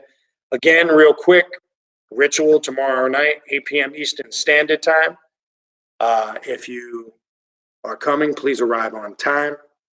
I'll be back on here Tuesday doing, I have no idea. I'll figure it out. And that's about it for now. If you need to contact me for a reading or a consultation, again, please specify which one you want, a reading or a consultation. And please let me know what time zone you live in and the day and time that you're available. For those that are in the online classes, don't forget Saturday, 3 p.m. Eastern Standard Time. We have 2 more sessions left. And then I will also, coming soon, I will be putting out some individual sessions in between this one. The next online session, people have already emailed me. That's going to be sometime early next year. So I'll take a break for a few months. We'll do something early next year. I will do a couple of individual sessions in between them, one-day sessions. But I'll have further information to come on that. Other than that, appreciate everybody.